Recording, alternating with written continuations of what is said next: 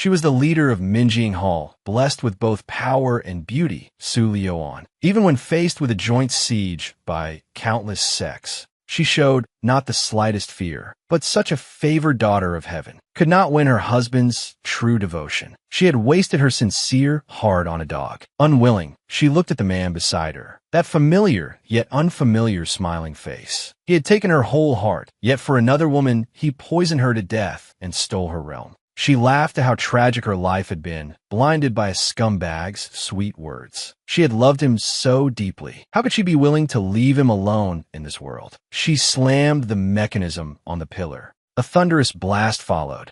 Flames engulfed the entire Minjing Hall. She perished together with the scumbag and his lover. When Su Liuan regained consciousness and opened her eyes again, she found herself dressed in bridal robes.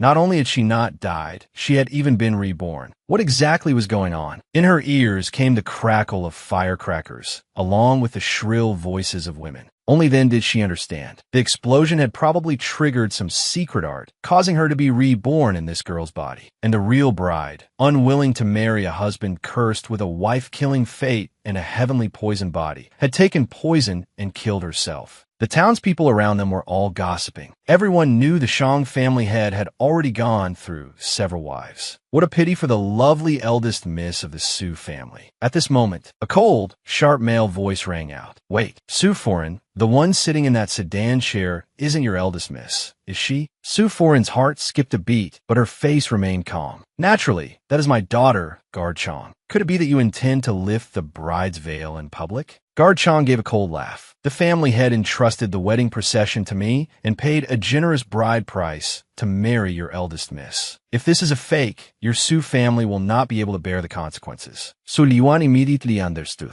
This Guard Chong had already seen through her identity as a substitute bride. And since the Shang family was more powerful than the Su family, she might as well go along with it and marry into the Shang family first. She took a deep breath and said lightly, Guard Chong, I am indeed not the eldest miss of the Su family. But does your family head really wish to forcefully marry a woman who does not hold him in her heart? If word of today's substitution gets out, I'm afraid it will damage your household's reputation. I am willing to marry into the Shang family and grow old together with my husband. After hearing that, Guard Chong's icy voice rang out again. A substitute bride? Your Su family has some nerve. Do you no longer wish to remain in this city? Who exactly is inside this sedan chair? Sufurins Maid Ingratiatingli. This is the second miss, Su Liuan. She is also a daughter of the Su family. Guard Chong sneered and strode towards Su Liuan. Since the eldest miss is unwilling, then let the second miss come with us. If our family head is displeased with this substitute bride, your Su family can prepare to relocate. The bridal attendants cried out loudly. Inside the bright red bridal sedan, Su Liuan thought to herself, this girl even shares the same name as me. Rest in peace. I will carve out the world in your place from now on. In her past life, she was an arrogant female sect leader. In this life, she became a delicate beauty wed in another's place.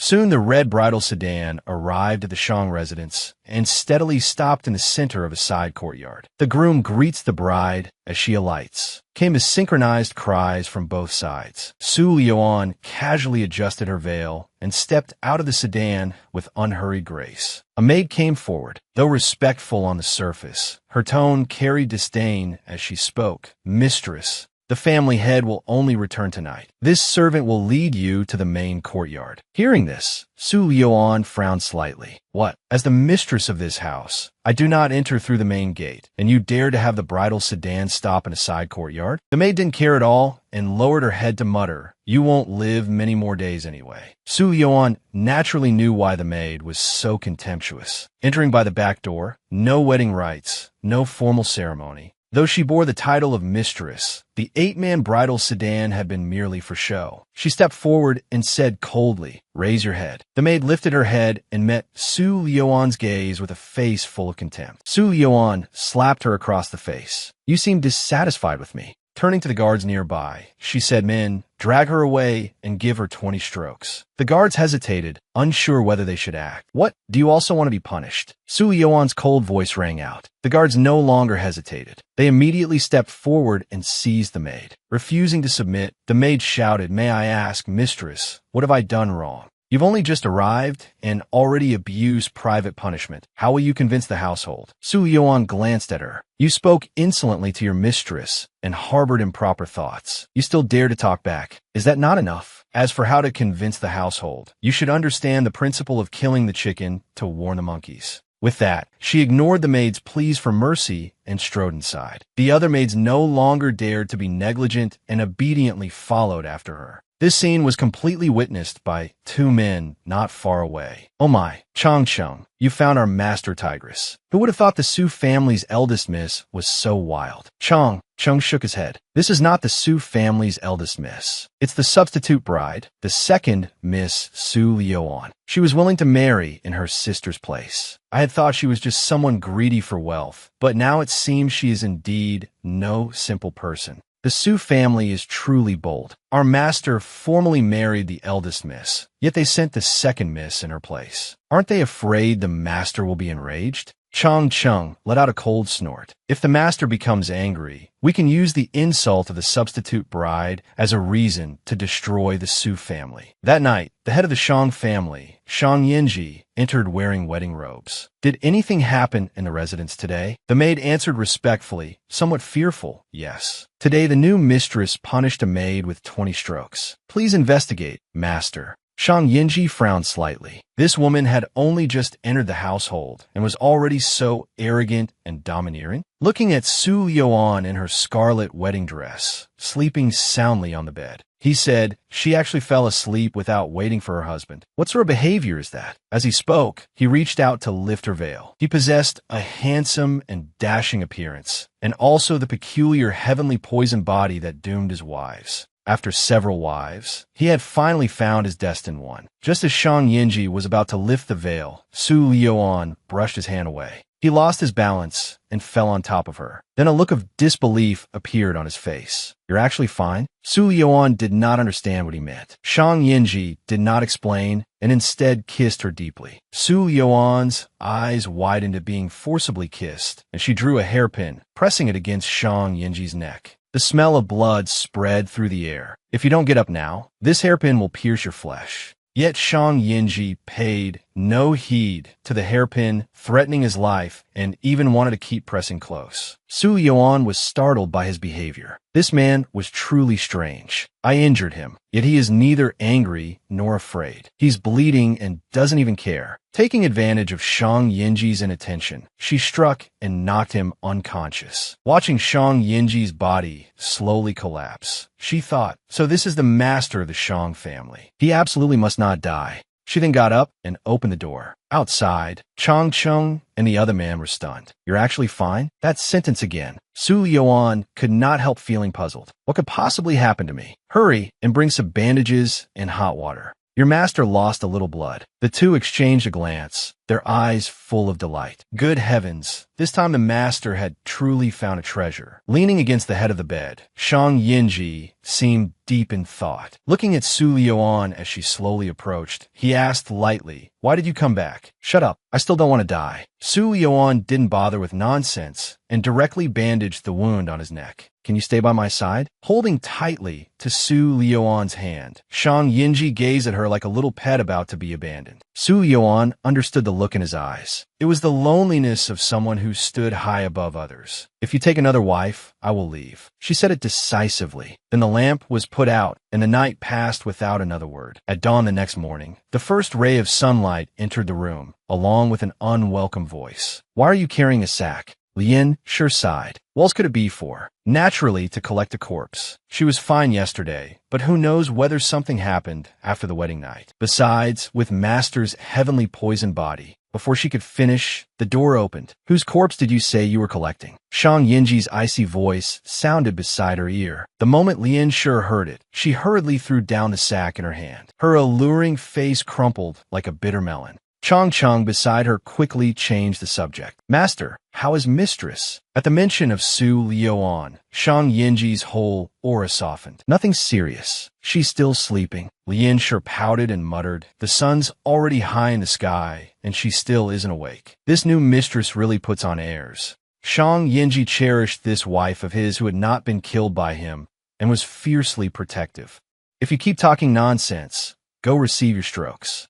Lianshi sensed how much her master cared and obediently shut her mouth. But Chang Cheng looked worried. Master's constitution is special. Anyone without martial arts or internal energy will show signs of poisoning upon contact. The previous mistresses all died because they were struck by the sinister poison. I'm afraid mistress may not be sleeping, but may have fallen unconscious from poison. Shang Yinji's heart skipped a beat, and he quickly shouted, "Then why are you still standing there? Go check at once." After all, it had not been easy for someone immune to his heavenly poison body to appear. Afraid that she was not sleeping but had passed out from poison, he rushed over to see. At this moment, however, Su Liuan had already fallen into a deep dream.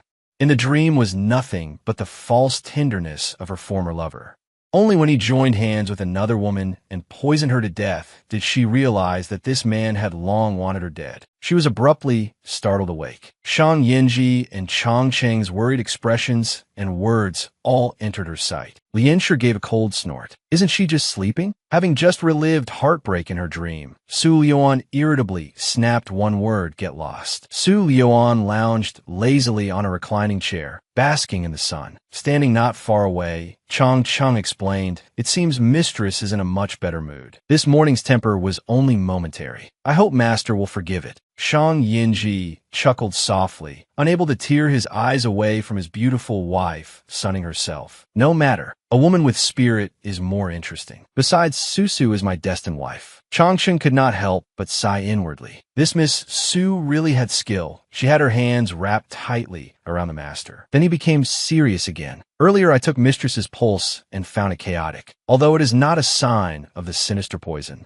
there is faintly an unusual force within her." Shang Yinji quickly asked, "Then what should be done?" Chang Cheng awkwardly asked in a low voice, "Master, did you and mistress consummate the marriage last night?" Shang Yinji shook his head slightly. "No, I slept on the floor last night." Chang Cheng was astonished. To make the master sleep on the floor, and for him to have no temper at all. This mistress was not to be underestimated. He immediately returned to the point. "In my opinion, master, you'd best avoid sharing a room with mistress for now." Shang Yinji frowned. Being told not to sleep with her and being unable to sleep with her were two entirely different things. "I have finally found someone suited to me, and now I can't touch her?" Chang Cheng could only explain helplessly, "Master, this heavenly poison body originally comes from the Fox Spirit clan. There must be a way to cure it within that clan. But Master is not of the Fox Spirit clan. To solve the problem at its source, you must still go to the desert to deal with the heavenly poison in your body. As for consummating the marriage, there will be time in the future." "Understood." Shang Yinji waved him off, signaling him to withdraw first. He himself then came to Su Liuan's side. Looking at that exquisite face and alluring figure, he could only look but not enjoy. He unconsciously reached out to stroke Su Liuan's leg. Su Liuan immediately opened her eyes and demanded to know what he was doing. Shang Yinji instantly turned into a harmless puppy and said with a smile, "I saw that Susu was tired, so I was helping massage you." As if I believe that nonsense. Su Liuan stood up. "I think you were taking advantage of me." Shang Yinji raised his hand and pulled Su Liuan into his arms. Since they could not sleep together, surely some skinship was allowed. Smiling, he said, "The wind is strong. I'm afraid my wife will catch a chill." Then he revealed an innocent, sweet smile. That face was enough to throw anyone's heart into chaos. Lowering her eyes, Su Liuan asked, "Is your wound any better?"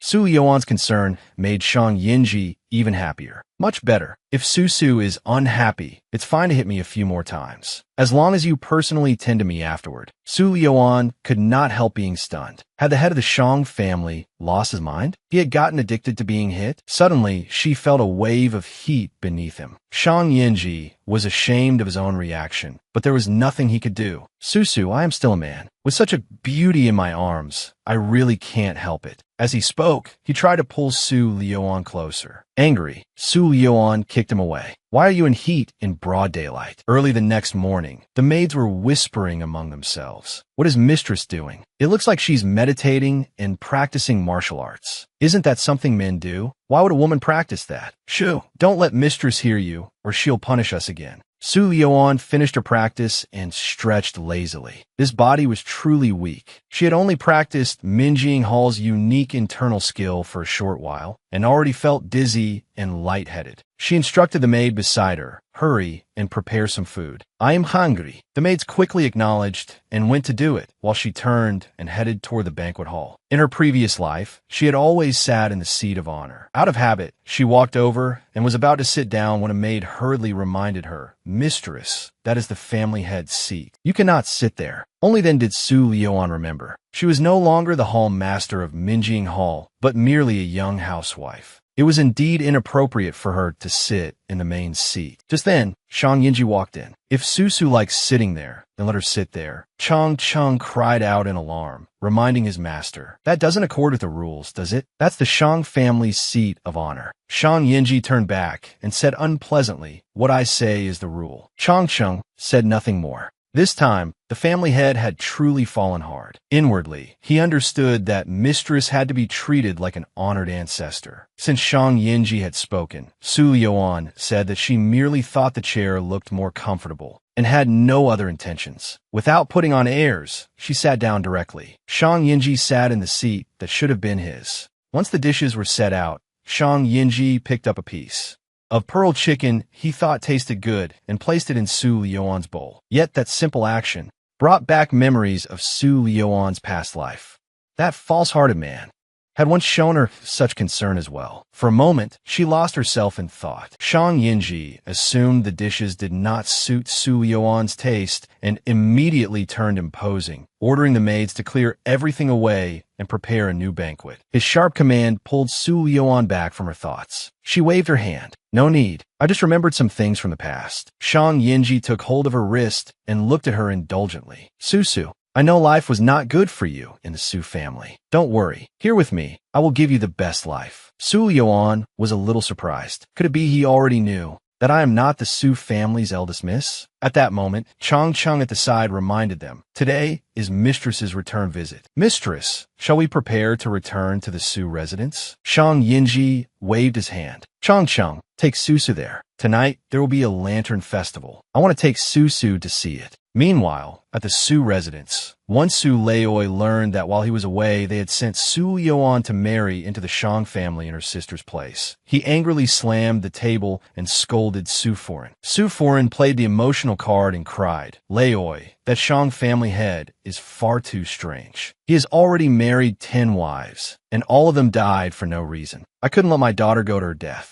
Beside her, Su Yanran was also in tears. "Father, you've doted on me most ever since I was little. Could you really bear to marry me off to a freak?" Besides, Su Lioan agreed to marry willingly. "I didn't force her." Su Laoi let out a helpless sigh. "Daughter, it isn't that your father doesn't want to protect you. This substitute marriage is tantamount to humiliating the Shang family. The Shang family is powerful and influential. If we anger their family head, our Su family will suffer a catastrophic disaster." Just then, a servant hurried in to report, "Laoi, second miss has returned for her visit." By the time Su Laoi and the others arrived at the main hall, they saw only Chang Chung standing beside several large chests. Su Laoi walked up with a smile. "Guard Chang, where's my daughter?" Chang Chung cupped his hands and replied respectfully on the surface, "Su Laoi, our mistress is feeling somewhat unwell today and will visit the Su residence another day. These are the gifts our mistress has sent back to the Su residence." Just as Su Laoi was about to speak, Su Foreign behind him cut in angrily, "Outrageous. A newly married bride returning home. How can she not show herself? Does Su Lioan think that after latching onto a prestigious family, she can look down on everyone?" Su Laoi's expression darkened, and he turned to glare fiercely at her. "I'm speaking with Guard Chang.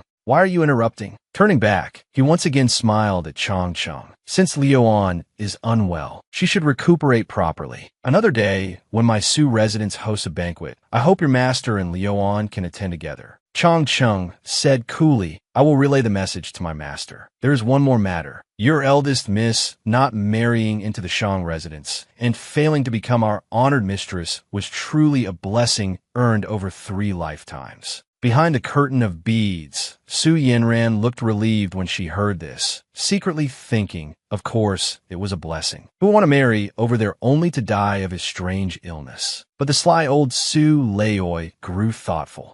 Chang Chung said no more and took his leave directly. Su Yanran slowly walked out, feigning sorrow. I'm afraid little sister is gravely ill and can no longer rise. We can't blame her for not coming. Yet Su Foreign still refused to let it go. Even so, she cannot break ancestral custom. I think she climbed a high branch and no longer wants to come back. Su Leoi suddenly shouted angrily, enough. Liuan married in Yinran's place. It is already fortunate that the Shang family did not pursue the matter. I only hope she can build influence in the Shang residence and pave the way for our Su family. At night, the lanterns shone brilliantly and the streets were crowded. Vendors cried out enthusiastically, and the passers-by enjoyed themselves. Su Yuan put on a veil and followed at Shang Yinji's side with an indifferent expression. Shang Yinji actually disliked the bustle and noise of the night market, but for his wife, he held sugared figurines to amuse her. Yet Su Yuan's attention was drawn to the guqin carried by a woman nearby. Such an exquisite guqin immediately piqued her interest.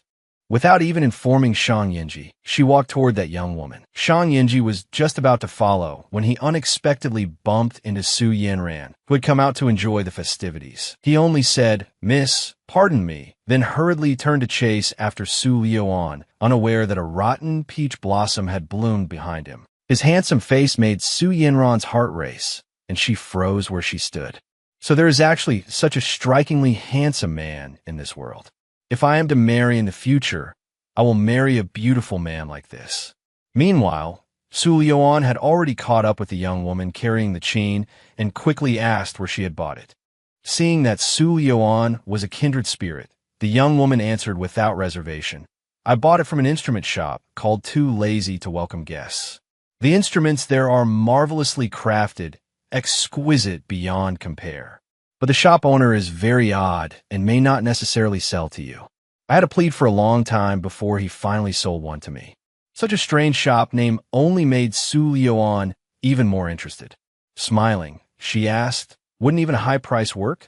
Then what business would he even be running?" The young woman pointed her in the right direction and said with a smile, "Go and try. Besides, aren't some good things impossible to buy even with 1,000 pieces of gold?" Before long, they arrived at the chain shop the young woman had mentioned. Pushing open the door and seeing the dust-covered chains, Su Yuan thought to herself, this shop name really suits it perfectly. The owner truly is too lazy to welcome guests. Even the instruments in the shop are covered in dust, and he doesn't bother with them. Though the chains were layered with dust, it was easy to tell their workmanship was excellent. The carvings fine and delicate, the wood top-grade purple sandalwood, and the variety quite rich. Just as she was about to reach out and touch one of the chains, a young boy suddenly crawled out from under a table. "If you're going to look, then look. Why are you touching it?" Su Yuan asked in surprise. "Who are you?" "I'm a customer. Can I touch it?" The boy dusted himself off and replied slowly, "I am the owner of this shop. My rule is that you may look, but not touch." Su Yuan didn't take it seriously and smilingly patted the boy on the head. "Brat, if you do business like this, you'll lose money sooner or later. Call out the master who made these chains. I want to speak with him."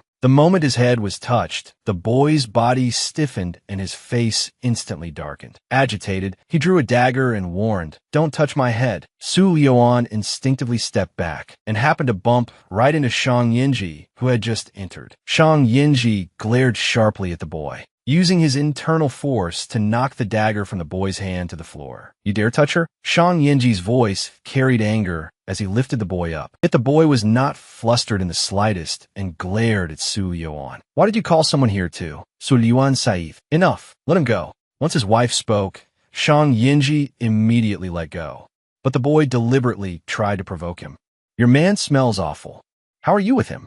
Shang Yinji felt his hands itching to strike. Seeing their somewhat childish behavior, Su Yuan found it a little hard not to laugh.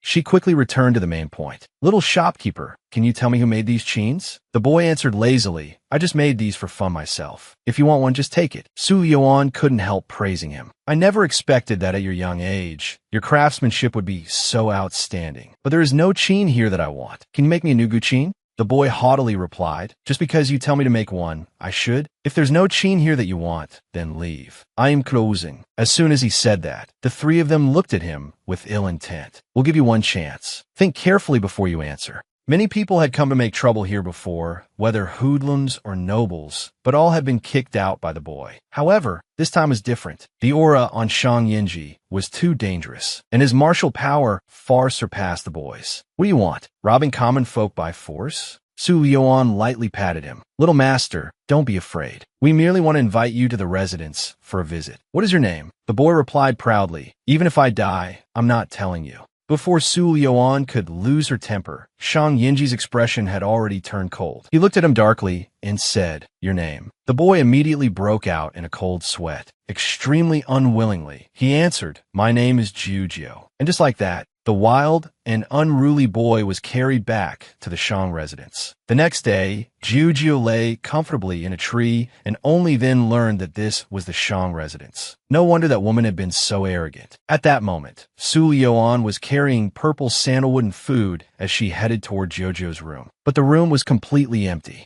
The maid behind her cried out, "Mistress, that boy we brought back yesterday is gone." Su Liuan was not anxious at all. She turned, took a pear from the maid's hand, and threw it toward the tree outside the courtyard wall. Only an owl was heard, and a sky-blue figure fell to the ground. Seeing stars a little, Jujio pouted. "Stupid woman, you hit really hard." Su Liuan told the maids to put the things down. "Go do whatever you need to do." Perhaps because he was hungry, Jujio quickly ate through almost an entire basket of buns, leaving only one. Su Liuan couldn't help teasing him. "You're eating so fast. Aren't you afraid I poisoned them?" Jujio instantly perked up. "You poisoned them?" Su Liuan reached out and rubbed his head. "Haha, I was lying to you. Eat slowly." Jujio brushed away Su Liuan's hand. "I told you not to touch my head. I'm not a child." But Su Liuan looked at him seriously and said, "You really remind me of a little brother I used to have. How about I take you in as my little brother?" Jujio looked somewhat dissatisfied. "If you say you want me as a little brother, why are you keeping me locked up here?" Su Liuan placed the purple sandalwood before him. "If little brother behaves, big sister will let you go free sooner. First, help big sister make a small guqin."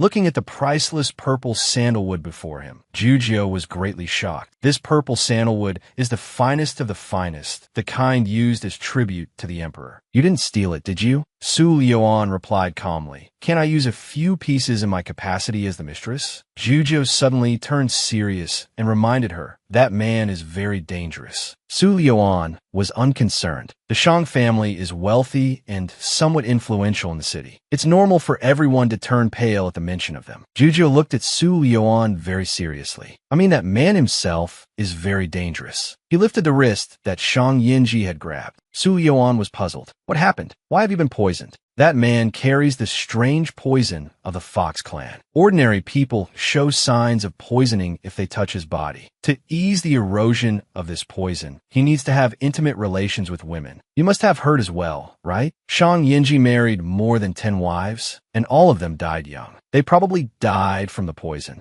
After hearing this, Su Liuan remained unconcerned and stretched lazily. "So that's how it is. This Shang Yinji still has some conscience. Those women were all properly married into the family in grand 8-carrier sedans, given status and rank, and offered a heavy bride price. I heard he even took lifelong responsibility for their families." Jujio couldn't understand her. "Aren't you afraid? If you stay here, one day you will end up the same way." Su Liuan responded domineeringly. "Who said I was staying here? My life is mine to control, not Shang Yinji's." That night, Su Liuan and Shang Yinji lay embracing each other. She wondered inwardly. Jujio said there was a sinister poison in his body. Why hadn't she sensed it herself? A trace of vigilance rose in her heart. Early the next morning, after weighing things again and again, Chang Chung steeled himself and knocked on the door. "Master, mistress, it's time to rise. Today is the day of the Su family's family banquet." Sound asleep and suddenly awakened, Shang Yinji was a little displeased. Turning his head, he softly asked Su Liuan, "Su,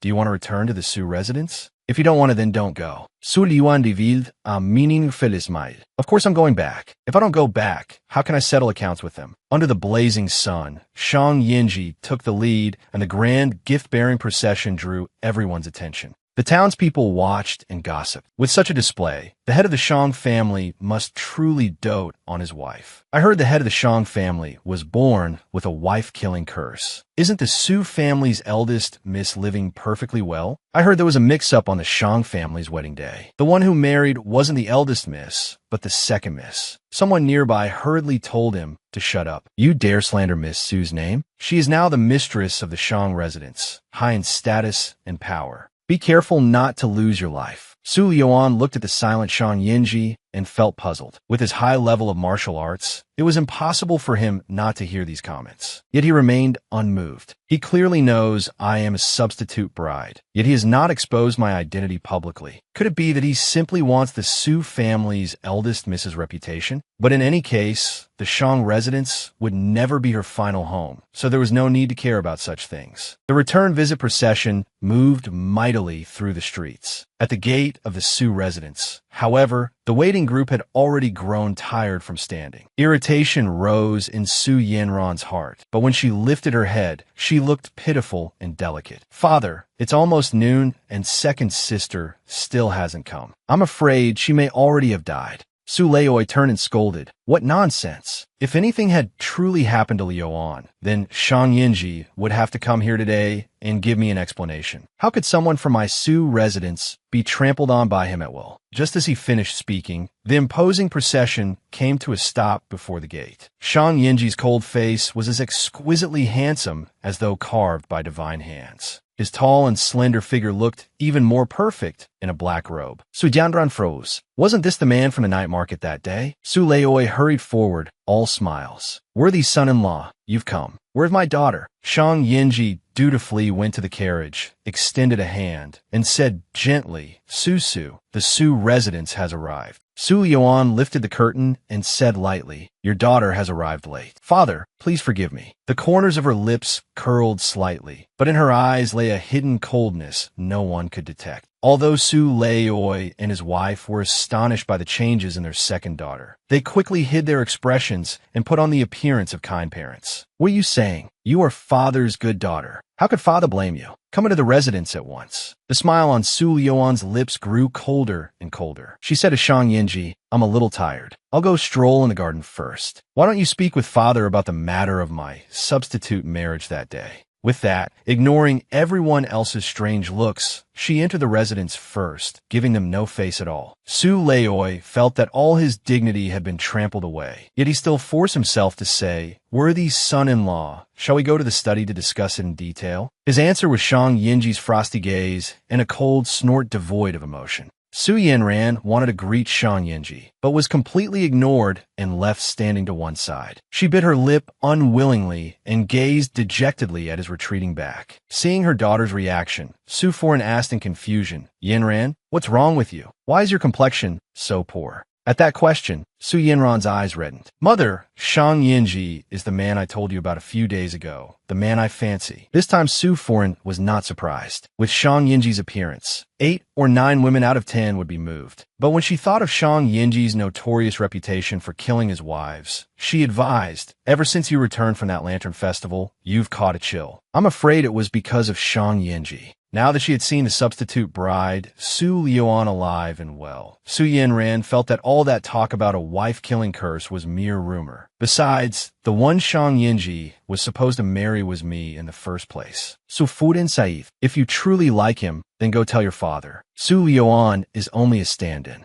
You are the Su family's true eldest miss, the one most qualified to become the mistress of the Shang family. In the study, on the vermilion desk sat top-grade tribute tea. Its faint fragrance filled the room along with the curling steam. Looking at the obsequious Su Leoi, Shang Yinji spoke. Father-in-law, the bride was switched. Can you explain? His voice was as cold as ice, making Su Leoi, seated at the side, shiver, yet he still forced a dry laugh and said, this old man was not present that day and truly cannot give worthy son-in-law an explanation. Besides, worthy son-in-law came suddenly to ask for my daughter's hand. My Su residence had no prior knowledge either. Father-in-law, means that my Shang residence does not understand propriety? It sounded like a casual question, but beneath it lay a clear threat. If this matter was not explained, the Su family would not be safe. Just as Su Leoi was weighing how to respond, a servant in a brown vest came in to report, "Leoi, foreign is looking for you." Taking the chance to think things over carefully, Su Leoi stood up, gave Shang Yinji a smile, and said, "Worthy son-in-law, please wait a moment. This old man will return shortly." Shang Yinji did not even lift his eyelids.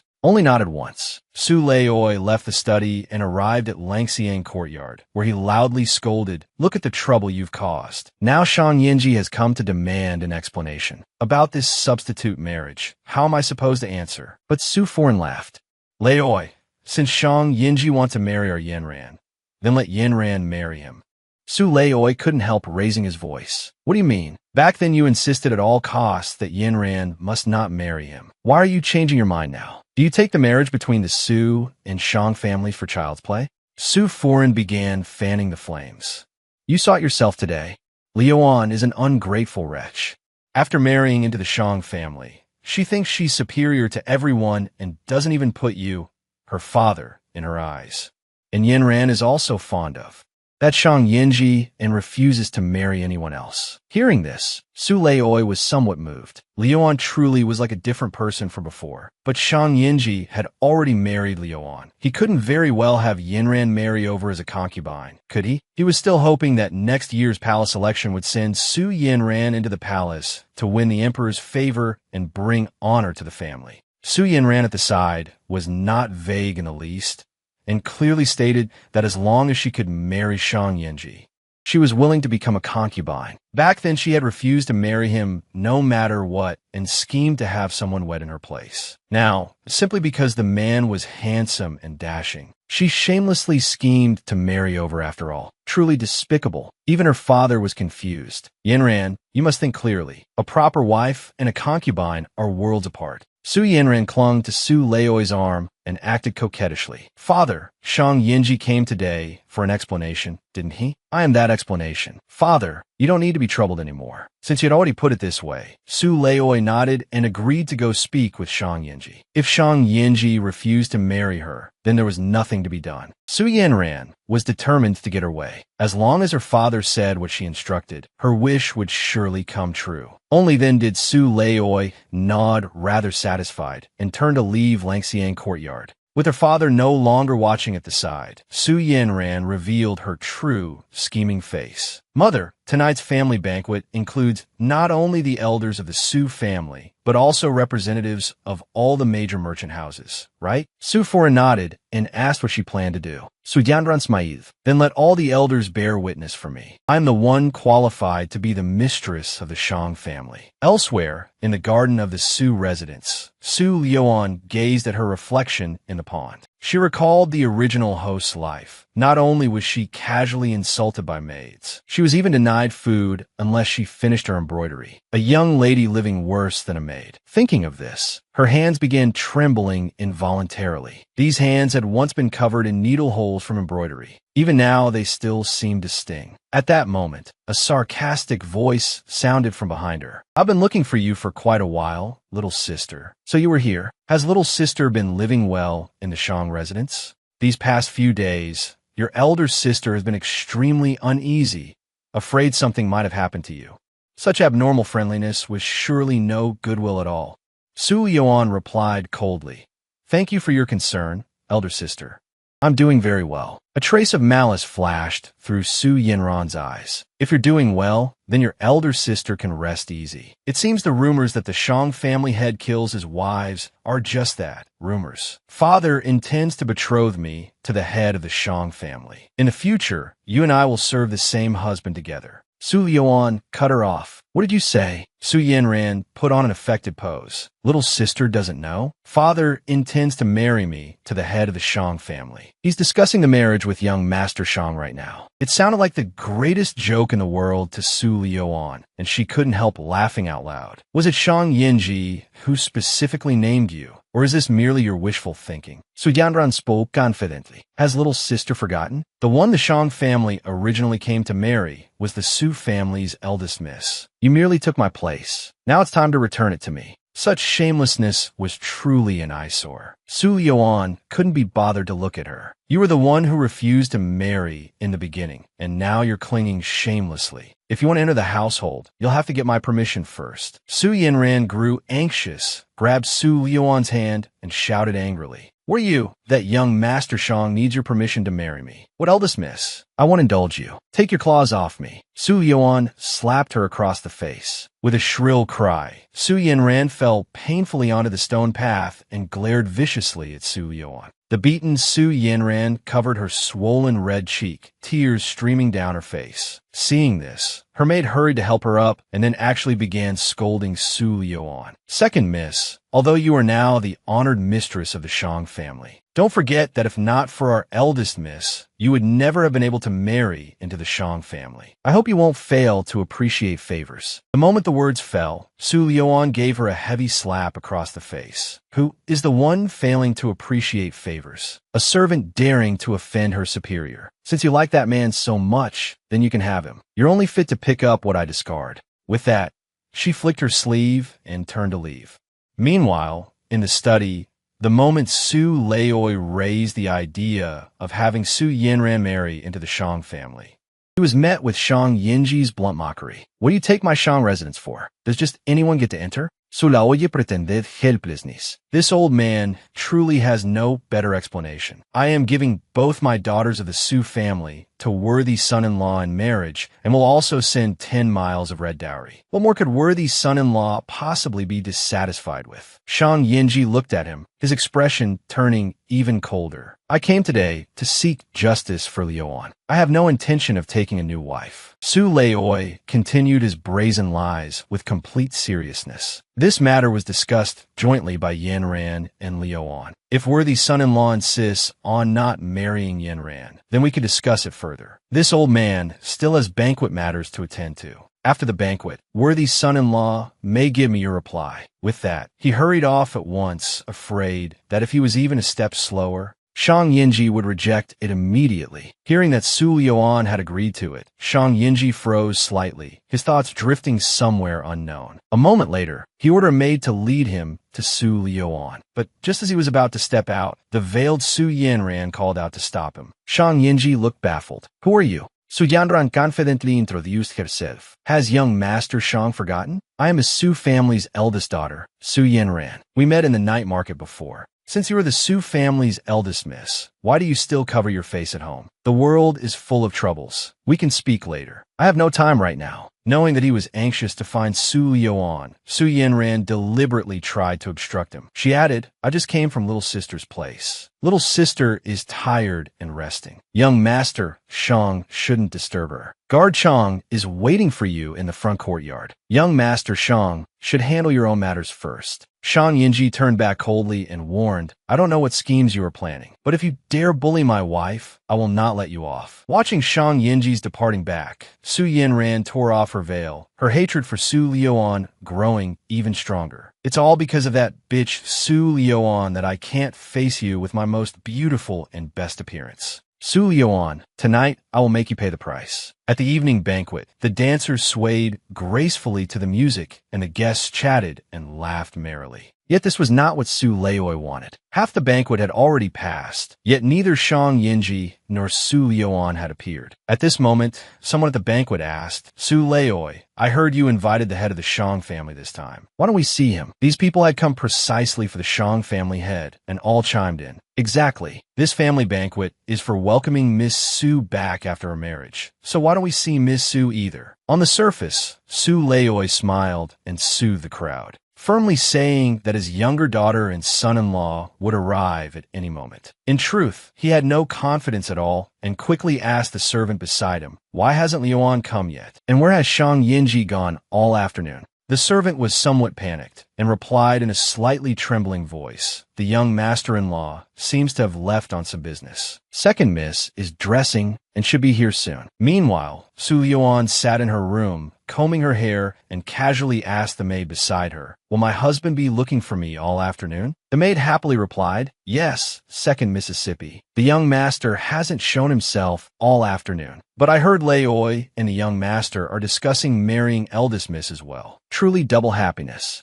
A trace of resolve flashed through Su Lioan's eyes. She murmured to herself, I already gave you a chance. Over in the main hall, everyone had already grown impatient. Old Su, stop fooling us. Half the banquet is already over, and we still haven't seen anyone. What is the meaning of this? Don't tell me you're bluffing. With the Shang family head status, why would he come here? Faced with the questioning, Su Leoi had no idea how to answer and was sweating coldly. Just as Zheng Yu was about to speak, a graceful figure walked straight in. Apologies for keeping everyone waiting. Dressing took a little longer than expected. Please don't blame me. After speaking, Su Yuan sat down to one side on her own and calmly sipped her tea. Everyone was stunned. Isn't that the Su family's second miss? Why is she sitting in the seat of the Shang family mistress? Weren't the rumors that the Shang family had married the Su family's eldest miss? Why was she replaced? Bai Lishu looked at Su Lioan and even began commenting, this second miss is dignified and elegant, with an extraordinary bearing. She is worthy of being the Shang family mistress. Then he turned to Su Leoi and asked, Old Su, there have been all sorts of rumors outside about your marriage alliance with the Shang family. Today, give us a clear answer. Which daughter did the Shang family head actually marry? Su Leoi glanced at Su Lioan, who was seated at the place of honor.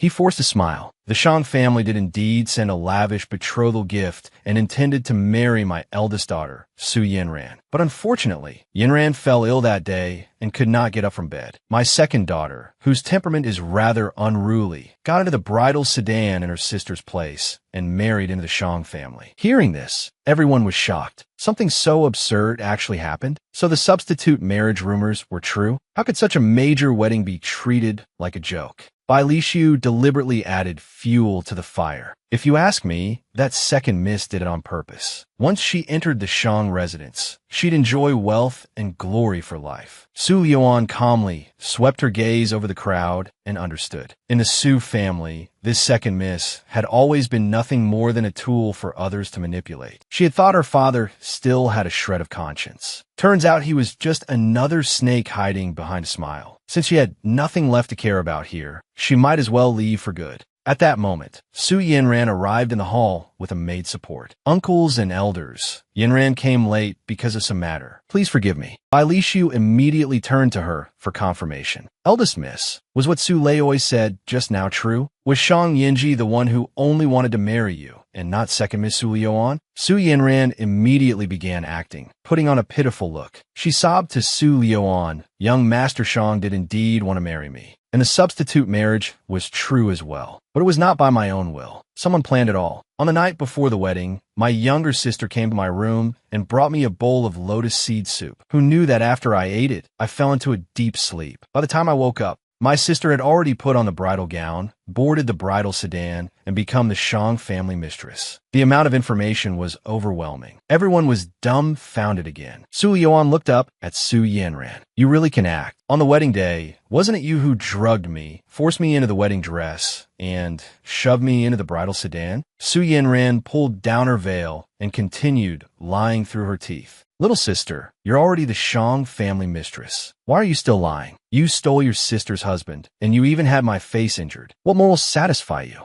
The moment Su Foreign saw the injury on her precious daughter's face, she could no longer sit still. In just a few quick steps, she reached her daughter and began crying as well. Su Lioan, how can your heart be so vicious? What kind of place is the Shang family? Ordinary young ladies can't even dream of entering it. Why will we ever force you to marry? My poor daughter had her husband stolen and was even harmed like this. Her words carried an indescribable sorrow. With tears streaming down her face, she moved the crowd easily, and they all mindlessly joined in, cursing Su Lioan as unworthy of being the Shang family mistress. They demanded justice for eldest Mississippi. Su Lioan coldly watched this entire family of actors. She had long since given up any hope in this household. Su Yanran Filbafilth. At a time like this, how could Su Lioan remain so calm? What a pity Shang Yinji wasn't here to witness this scene. Suddenly, Su Lioan burst into laughter. She paid no attention at all to the words of these petty people. In a flash, she moved to Su Yinran's side and grabbed her by the throat. Since you want this position so badly, then have it. Even without me, you still won't be able to get him. If you don't believe me, try it. She left behind a meaningful smile. Then she vanished without a trace. Meanwhile, in a secluded courtyard of the Shang residence, Jujio had stayed up late for quite a while, making a small guqin. He had only just fallen asleep when a knock outside the courtyard startled him awake. When he got up and opened the door, there was nothing outside but the biting cold wind. Just as he was muttering that it must be a ghost, a hand covered his mouth from behind and dragged him back into the room.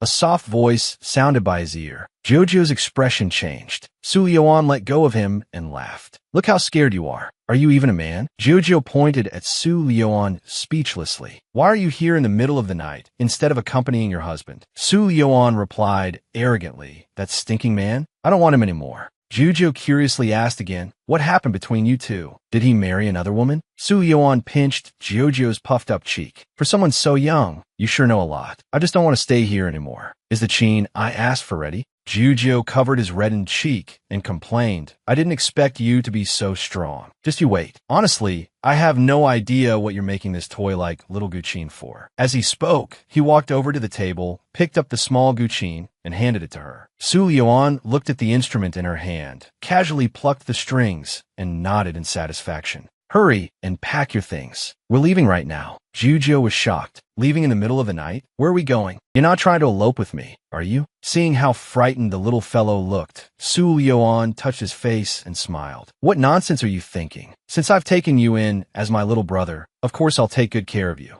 Do you really want to stay in the Shang residence forever? Come on, get your pack ready. Follow your big sister and roam the Jianghu." At the same time, Shang Yinji had not seen his wife for a long time. He had already sent wave after wave of people out. They searched the entire Su residence, but found no trace of her. He was like a mad beast. He had Su Yinran dragged over and demanded, "Where's my wife?" Su Yinran looked at the crazed man before her and felt a surge of fear. She frantically shook her head. "I really don't know where she went." Su Leoi also came forward trembling to plead for mercy. "That child Yuan has always been playful. Perhaps she just went out to clear her head." Without Su Yuan, the Su residence meant nothing in Shang Yinji's eyes. Desperate to find his wife, he reached out and grabbed Su Leoi by the throat. "It's impossible for her to leave without a word. You must have done something." At that moment, Chang Cheng came forward to report, "Master," according to the maid by Madam's side. Madam argued with eldest Miss Su at the banquet just now, and then disappeared. Shang Yinji threw Su Leoi aside and urgently asked, "Argued about what?" They were discussing the rumors about Madam's substitute marriage and the matter of you taking a new wife. Shang Yinji suddenly remembered what Su Yuan had said on their wedding night. "If you take a new wife, I will leave." At the time, he hadn't cared, but now that serious expression had clearly not been a joke. At that thought, Shang Yinji became afraid. Could it be that he would truly never see her again? He issued an ultimatum to the Su family. "If my wife isn't found, I will destroy your entire Su family." Meanwhile, in the forest, two figures were hurrying forward in a crouch. Jujo asked in confusion, "Why are we running so fast? Where exactly are we going?" Su Yuan explained as she ran, "This is all Shang family territory. We need to get out of the city first. We can't take the main roads. We have to use side paths." Jujo said speechlessly, "Anyone who didn't know better would think you killed Shang Yinji and the Shang family is hunting you down." A rush of wind swept by. Su Yuan sharply sensed that someone was catching up to them, and it was an expert. Grabbing Jojo's hand, she sped up. Suddenly, a blue figure appeared in front of them. Thinking her man was going to take another wife, she had fled overnight with her little puppy, only to run into an old lecher blocking the road the moment she came out. Jojo bravely stepped forward and asked who the man was. But once he recognized him as the Nether Ghost Elder, his body began trembling uncontrollably. From Jojo's reaction, Su Yuan judged that this person was not from the Shang family, but he was an expert and a difficult one to handle. The Nether Ghost Elder stared at Su Yuan with a leering expression, his tone exceptionally eerie. "Little one, you know my name. Then you must be from the Jianghu as well. Why are you two running wildly through the forest in the middle of the night? Could it be you're eloping?" Even facing such a sinister old ghost, Su Yuan did not panic. She merely said coolly, "What does that have to do with you?" But Jojo's heart was already in his throat. Idiot, stop provoking him at a time like this. Our lives are on the line. Then he hurried nervously up to the nether ghost elder. With utmost respect, he said, "My father is gravely ill. My elder sister and I are rushing home to see him. We did not mean to disturb you, senior. We'll leave at once." But the nether ghost elder was not so easily fooled. "Your elder sister doesn't look like one. She looks more like some wealthy family's young lady." As he spoke, he reached out to remove Su Lioan's veil. Jujio drew his blade and pulled Su Lioan behind him. "Old freak, don't touch her." But the difference in strength was far too great. The moment he finished speaking, the nether ghost elder struck him with a palm. With a muffled grunt, Jujio crashed into a tree. That single strike made him spit out blood on the spot. Enduring the pain in all his internal organs, Jujio struggled to say for Su Lioan to run. Seeing Jujio badly injured, Su Lioan's anger surged. Not only did she refuse to leave alone, she turned and asked the nether ghost elder what he wanted. The old ghost let out a string of creepy laughs. "Ever since this old man went into seclusion, it has been a long time since I touched a woman. Today I rarely encounter such a beauty. How can I let her go?" Those words enraged Jujio. He suddenly forced himself to his feet. "If you want a woman, go to a brothel." Su Lioan reached out and pressed his mute acupoint. "Don't move. I have my own way to deal with him." Then she tore off her veil. Her jade-like fingers lightly plucked the strings crisp and clear. She stepped forward with a smile and said, "This young woman is skilled at playing the cheen. Let me offer Senior a tune first to ease your loneliness." The nether ghost elder, confident in the height of his martial arts, was in no hurry to kill them. Listening to a woman play the cheen before making her undress had a flavor of its own. He chuckled eerily. The corner of Su Lioan's lips lifted slightly. "Senior, please listen carefully. Since I came to this place, you're the first to hear me play." After saying that, her index finger flowed across the strings like drifting clouds and running water, and the music that poured forth was exquisite beyond words. After hearing it, the nether ghost elder's eyes turned hazy, and he began swaying in intoxicated delight. Jujio, with his hearing points sealed, could not hear the melody at all and was completely confused about what was happening. Only Su Lioan remained calm, her lips curling higher and higher. Her fingers moved faster and faster over the strings, and the tune shifted from quiet serenity to fierce intensity. The nether ghost elder immediately sensed something wrong with the music. He had thought she was a harmless little rabbit, but he had not expected a ruthless queen. The old ghost realized there was something wrong with the cheen melody he had been toyed with. Furious, he lunged towards Su Lioan. "Su Lioan be careful." Jujio broke through the acupoint restriction and shouted anxiously. But Su Lioan remained calm and unfazed, letting that vicious claw reach for her. The nether ghost elder never imagined that he would grab nothing but air. Su Lioan appeared behind him with a dagger in hand and smiled mockingly. "Old man, I'm over here."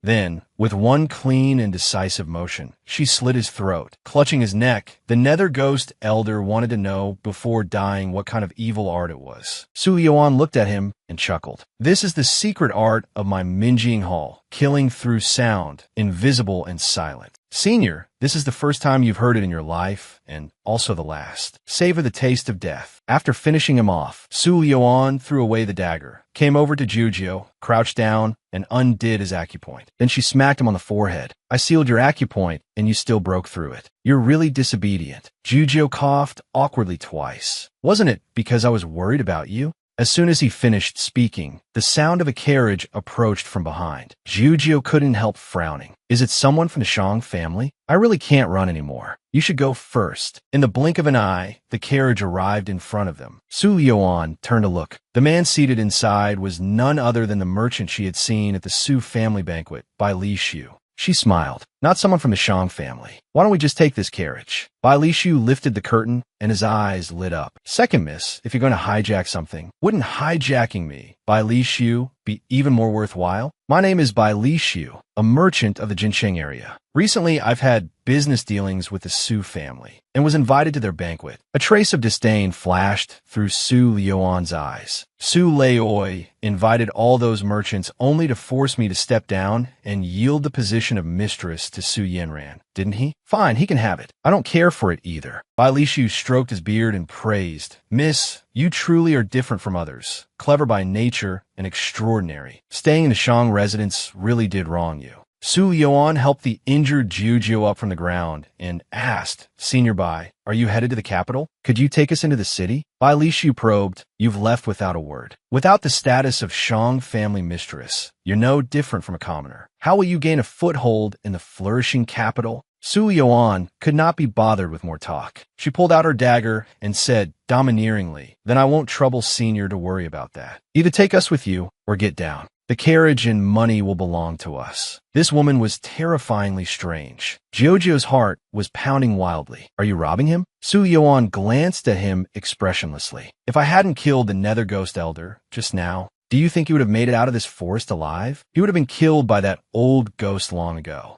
Bai Lishu suddenly burst into laughter. The carriage is yours. The money is yours. In the future, all of the Bai family's fortune will be yours too. Strange things always hide a scheme. Su Yuan and Jiujiu were both shocked. What do you mean? I wasn't trying to rob your family fortune. A servant from the Bai family could not help but speak up. Miss Su, don't you understand? Our master wants to take you as his adopted daughter. In the future, you will inherit the Bai family estate. There is such a good thing? Su Yuan and Jiujiu were both frozen in disbelief. Bai Lishu smiled kindly. Girl, are you willing? If you are willing to acknowledge your roots and change your surname to Bai, then as your father, I will protect you for the rest of my life. Su Yuan quickly weighed it in her mind. In her previous life, her father had died young, leaving only the secret manual of their art. She herself had endured countless hardships to gather wealth and influence before establishing Minjing Hall. Now, without power or status, it would be extremely difficult to recreate the glory of her previous life. No matter what Bai Lishu's motive was, this was very beneficial to her now. She decisively knelt on both knees. If Senior Bai does not disdain me, Liuan is willing to acknowledge you as my father. Bai Lishu stepped down from the carriage and slowly helped her up. From now on, you are my daughter, Bai Lishu's daughter. No matter how you wish to make your way in this world, your father will support you. Su Yuan felt warmth in her heart. Thank you, father. The once decisive and cold man had, because his beloved wife left without a word, stayed awake day and night until dark circles formed under his eyes, waiting only for news of her.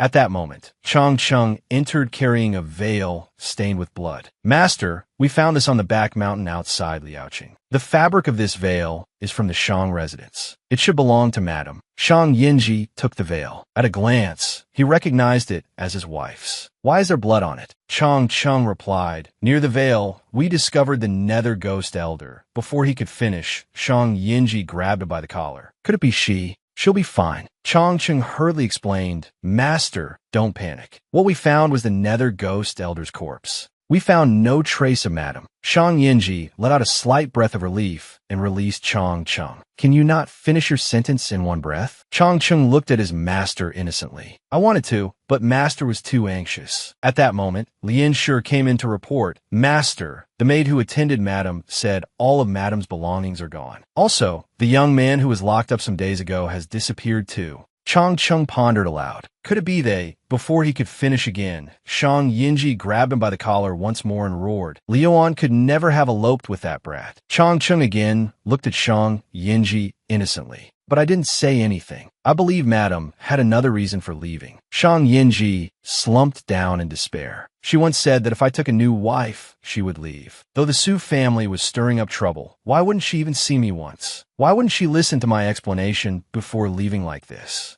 Lien Shi cautiously spoke up. Master, I think the bond between you and Madam is still lacking. Although Master cares for Madam deeply, Madam hasn't been moved, so she left without saying goodbye.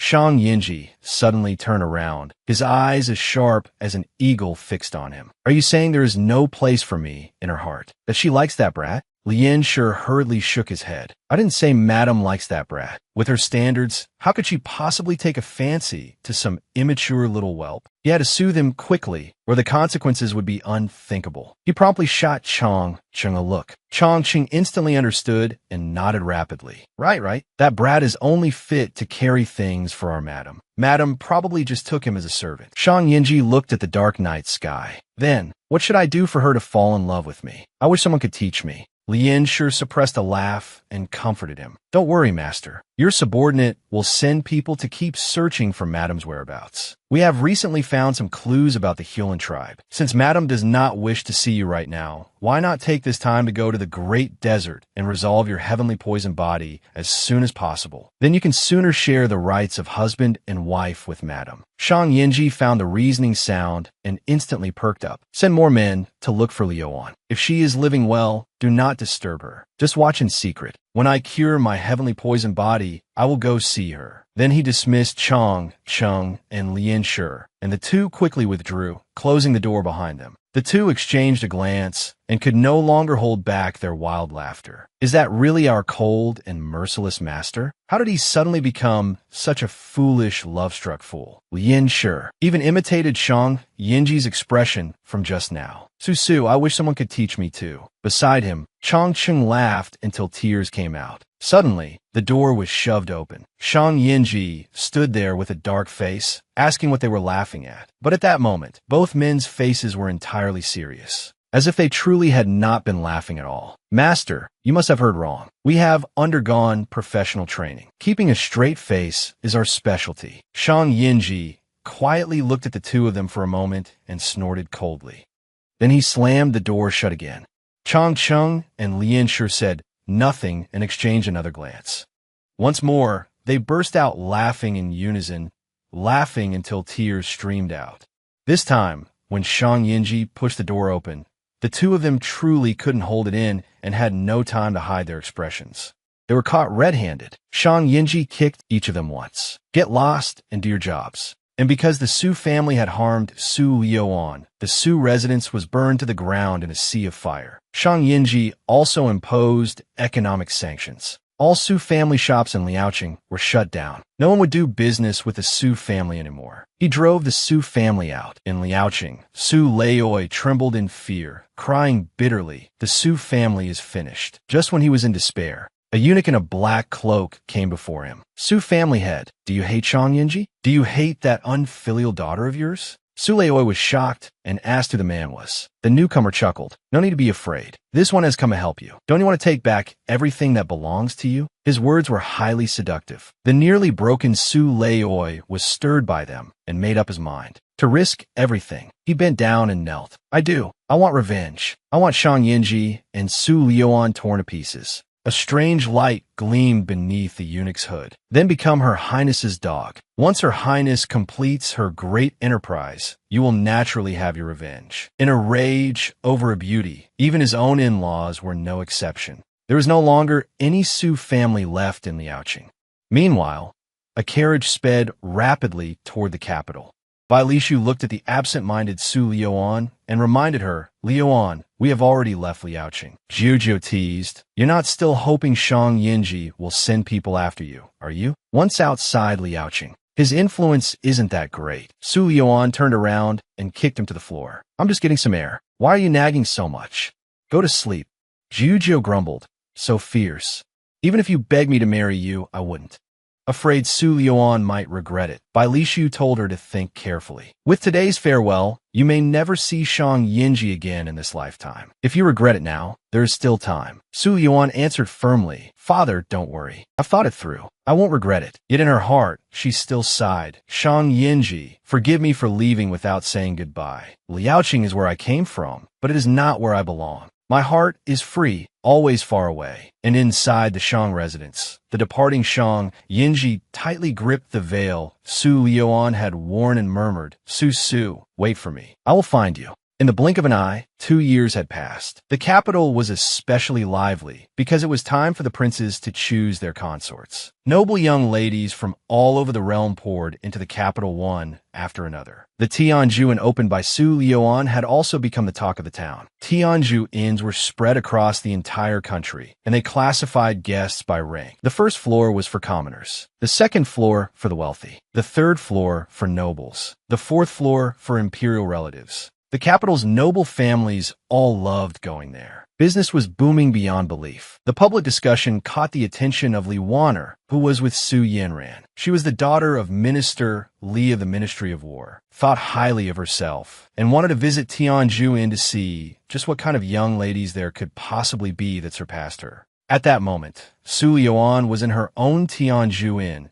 lying back leisurely, eating grapes, and listening to reports about the great families entering the capital. But there was no news at all from the Shang family, so she ordered people to pay special attention. Jujio couldn't help glaring at her. "How long has it been? You're still thinking about him?" Su Yuan gave a light laugh. The Shang family is no weak power. This time the princes are choosing consorts from all under heaven. They are bound to make a move. After all, he is still my husband. I haven't divorced him. Jujio gave a dry laugh and rolled his eyes at her. Just then, a commotion came from downstairs. Su Yuan put on her veil and went down to see who was being so overbearing. It turned out to be Su Yanran and Li Waner having a dispute with the inn guards. The two had wanted to stay the night and take a good look around, but the noble guest rooms on the third floor were already full, and no more guests could be admitted. Thinking herself more distinguished than others, Li Waner believed everyone should give way to her. Unwilling to accept it, she drew her whip and prepared to strike. Who doesn't know a bit of martial arts? I am the daughter of the Minister of War. Without caring about the consequences, she lashed out with a whip. Jujio happened to come down and caught it. With skills this poor, miss, you'd best not act rashly. Don't make your father bury his daughter before him. Li Waner was unimpressed and kept shouting, "Who are you? Stay out of this. Call out your innkeeper." Su Yuan slowly descended the stairs. The instant she saw Su Yanran, her pupils shrank slightly. On second thought, it made sense. The Su family had risen rapidly over the past few years and was now as famous as the Bai family. It was normal for Su Yanran to appear in the capital. 2 years had passed, but who was this child on Su Liuan's bed? A miniature version of Shang Yenji. Su Liuan Volksloli Abdoliana. She lifted Li Waner's chin. Such a filthy little mouth. What a pity for such a pretty face. The aura coming off Su Liuan unsettled the pampered young lady. A moment later, she reacted. "Who are you to treat me so rudely? Su Liuan Smail Fantli. Weren't you asking to see me?" Li Waner was shocked. The owner of Tianju Inn was actually a woman, but that did nothing to temper her spoiled temper. She loudly demanded that Su Yuan arrange a guest room for her and said she would not pursue the matter then. Su Yuan looked at her with a light smile. "All the guest rooms are full. You can stay in the woodshed."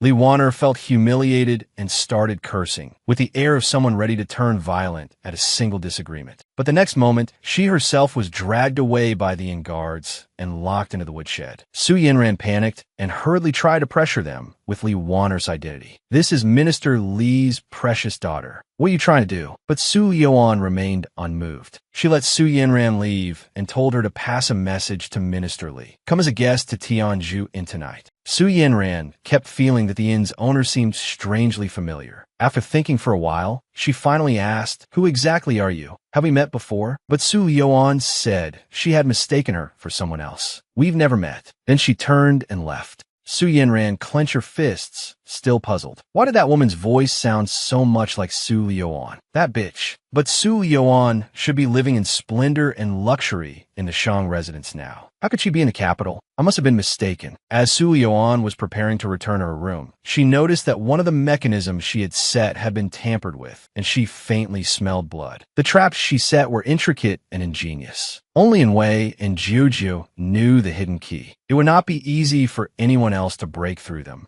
That person must have been injured. She pulled the dagger from her waist. She wanted to see just who was so bold.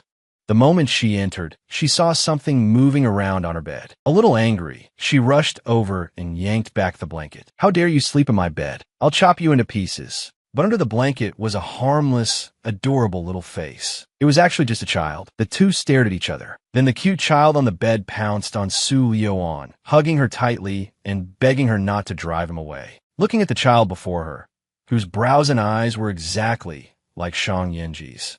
So Liuan froze. Could this be Shang Yinji's son? Just then, Jujio came in to ask. Liuana has already been locked up. What should we do next? Unexpectedly, what he saw was a miniature Shang Yinji clinging to Su Liuan's leg. Jujio was dumbstruck on the spot. He demanded of Su Liuan, "When did you secretly give birth to Shang Yinji's son behind my back?" Su Liuan gave him a pleasant smile. "Are you itching for a beating?" The child also made faces at Jujio. Jujio angrily asked, "Who sent you here, little brat?" The child immediately looked at them both innocently. "No one. I came by myself." Su Liuan lifted the child up with one hand and asked seriously, "How did you break through my traps? Is your father Shang Yinji?" Jujio also leaned in for a closer look at the child's face. He really did look far too much like that man. Could he really be Shang Yinji's son? The child looked blank and pitifully said he didn't know anything about traps that he had climbed in. "I roam everywhere and have no father or mother. Please take me in, big sister." He looked so pitiful that after hesitating for a moment,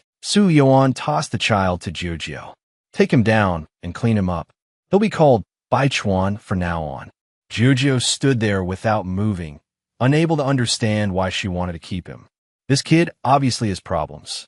The big one and the little one immediately started bickering. Since she still had important guests to meet that night, Su Liuan grew impatient. She gave each of them a smack, and they finally quieted down. Night fell. A masked man with blonde hair appeared at the inn. Night fell. A masked man with blonde hair appeared at the inn. He was personally led into a VIP room. The moment he entered, he removed his mask and smilingly apologized for being late. This man was none other than the third prince, Ling Feng. But the person in the private room was not impatient as he had expected. Instead, she sat there calmly feeding a child. Even a refined and courteous man like Ling Feng could not help laughing. "Liuan, what grudge does this boy have against you? Why do you dress him up like a girl?" Su Yuan reached out and pinched Baichuan's cheek. "Isn't he cute? When he grows a little older, I'll pierce his ears, and he'll look even more like a little girl." The boy in her arms was so frightened that he nearly choked on his food. He looked at her pitifully. Su Yuan threw her head back and laughed. "I am Joukung. Go get changed."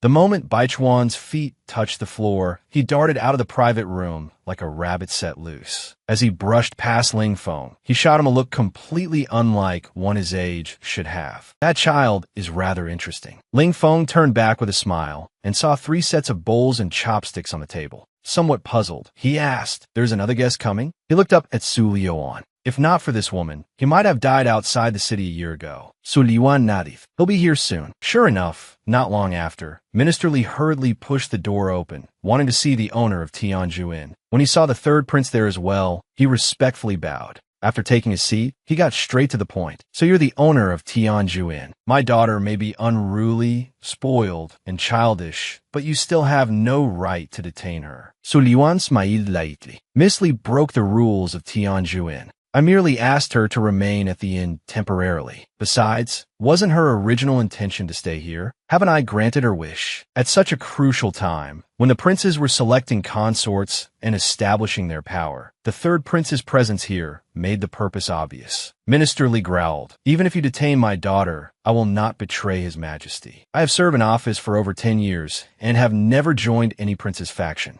I am loyal only to the emperor." Su Yuan immediately made her own purpose clear as well. She only hoped Minister Li would remain neutral and join no prince's faction. At a necessary moment, Minister Li must save the third prince's life. Minister Li was famous for doting on his daughter and cherished her dearly. After thinking for a while, he agreed to assist at a critical moment. When the third prince asked Su Yuan to release his daughter, Su Yuan replied that in half a year, she would return him a daughter without a single hair harmed. Without a bargaining chip, how could they ensure Minister Li would act according to their plan? Minister Li stood up angrily, but Su Yuan still wore a smile. "Rest assured, I will not hurt Miss Li. If Minister Li wishes to see his daughter, you may see her at any time. I hope you mean what you say. If you harm her, I will never spare you. That girl really does need to learn a lesson." With that, he turned and left. Ling Feng looked at Su Yuan with both gratitude and concern. Detaining Minister Li was beneficial to him, but Tianju Inn had offended the man because of it. He feared she would suffer Minister Li's retaliation in the future. He solemnly swore, "Liuan, don't worry. You're my benefactor. No matter what, I will protect you." The man gazed deeply at the girl who stirred his heart, just about to reveal his feelings. when he was interrupted by a rapid pounding on the door. Suliwan Razdavrao, which uncivilized fool is trying to break my door down? 5-year-old Baichuan banged the door open and fiercely demanded of the third prince. Ling Feng, why aren't you gone yet? Ling Feng turned back and affectionately took Su Liuan's hand, asking her to stay and have dinner with him. Bai Chuan quickly wedged himself between them and slapped Ling Feng's hand away, shouting, "You're not allowed to touch big sister's hand." Su Liuan laughed and lifted Bai Chuan up. "You little brat are meddling a bit too much. If the third prince finds eating alone too lonely, I'll find someone to accompany you." After saying that, she carried Bai Chuan away. Not long after, Jujio was sitting opposite Ling Feng with an impatient look, urging gruffly, "What are you staring at? Hurry up and eat." At one shout from Jujio, the delicacies on the table instantly lost their appeal. "Little brother, are you really here to drink with this prince?" Meanwhile, back at the Su family residence, Su Yinran told her mother everything that had happened today at Tianzhu Inn with Li Waner, and asked whether she knew the whereabouts of that bitch Su Liuan. After learning that Su Liuan had long since been killed by a strange wanderer of the Jianghu, she finally put aside her doubts. She must have mistaken the woman. How could the woman at Tianzhu impossibly be Su Liuan? Meanwhile, in the study, Su Leioi looked joyfully at the letter in his hand. It stated that the master he served had decided to marry Su Yinran to the second prince and told him to prepare for the consort selection ceremony. In this way, he was stepping into the undercurrent of the prince's struggle, one from which there would be no return. But in order to trample Shang Yinji beneath his feet, he was willing to do anything. And at Tianzhu Inn, Li Waner was preparing to escape. By sheer bad luck, she ran straight into Jujio. Since Li Waner had come together with Su Yinran, Jujio thought she could not be anything good either. He showed not the slightest pity for a delicate beauty. But Li Waner still failed to grasp the situation and tried to pressure him with her father's status as Minister of War. "Hurry up and release me, or I'll have my father cut off your head." Jujio gave a low laugh and slowly approached her. "Your father won't come to get you for another half-year. Tianzhu Inn is not a place where you can act wildly." Hearing the name Tianzhu Inn, Li Waner froze, somewhat dazed. What background does Tianzhu Inn even have that it doesn't even place my father, the Minister of War, in its eyes? "Hurry and change your clothes. You have plenty of work to do today." After saying that, Jujio turned and walked out without looking back. Li Waner was still calculating how she could get out when a maid entered carrying a tray and told the still stunned girl to change. It was a set of coarse clothes. Li Waner, long used to silks and fine dresses, absolutely refused to wear them. The maid merely said calmly, "The pavilion master said that if Miss does not wish to wear them, then you may as well go naked." The moment those words were spoken, Li Waner fell silent. She knew they were not joking with her. In the end, she obediently changed into the coarse homespun clothes and followed the maid. The inn's decorations were incomparably luxurious. Even the minister's residence could not compare with a single finger of it. Before she knew it, she was led to a room. From inside came the constant clinking of porcelain and the crisp sound of water. "This is the place. Miss Li, please go in." Li Waner looked blankly at the servants inside. Some were noisily washing bowls and chopsticks. Some were doing laundry. Jujio sized Li Waner up, then ordered all the others to go work on the 4th floor. All the tasks here would be left to Li Waner alone. She had never done work like this before, nor had she ever imagined she would one day have to do it. She stopped Jujio, who was about to leave. "What gives you the right to make me do all this?" Jujio looked at her coldly. "What gives me the right?" "Because you're on the 5th floor of Tianzhu Inn. Did you think we intended to let you eat and drink for free for these 6 months? If you don't finish these tasks, then don't bother eating today." The moment he mentioned food, her stomach really did begin to feel hungry. Looking aggrievedly at the unfinished chores in the room, she resigned herself and started working. Since Li Waner had never done such work before, she was soon panting from exhaustion. Jujio lay back leisurely on a couch with his eyes closed to rest, occasionally glancing at the hard-working Li Waner.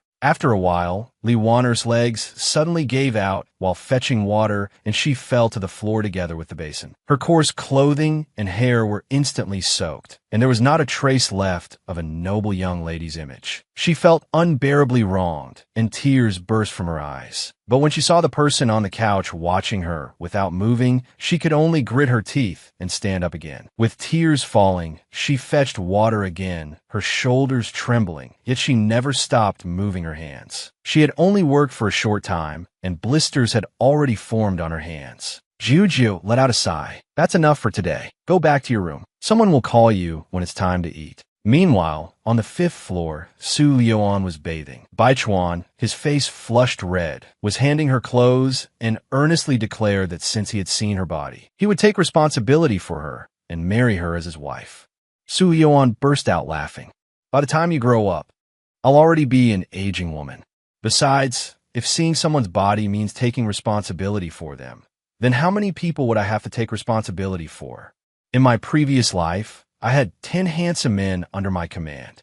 But when he heard that, Bai Chuan's face suddenly darkened. He coldly asked what she meant. Who else have you bathed with before? Su Yuan was startled by the imposing aura he gave off, just like Shang Yanji. She hurriedly said no. Getting the answer he wanted, Bai Chuan beamed. From now on, you can only bathe with me, okay? After all, I'm your future husband. Just then, Jujio pushed the door open and walked in. Seeing Bai Chuan in the bath chamber too, he shouted as if he had caught them in bed. You shameless woman, robbing the cradle? You won't even spare a child? Bai Chuan casually grabbed a plate and threw it at him. We'll let you in. Don't you know how to knock? Jujio was shocked too. You brat, how long have you been here? And you're already this unruly. I'm the second in command of Tianjuin. Then the two of them launched into a wild, heated argument, all gestures and sharp words.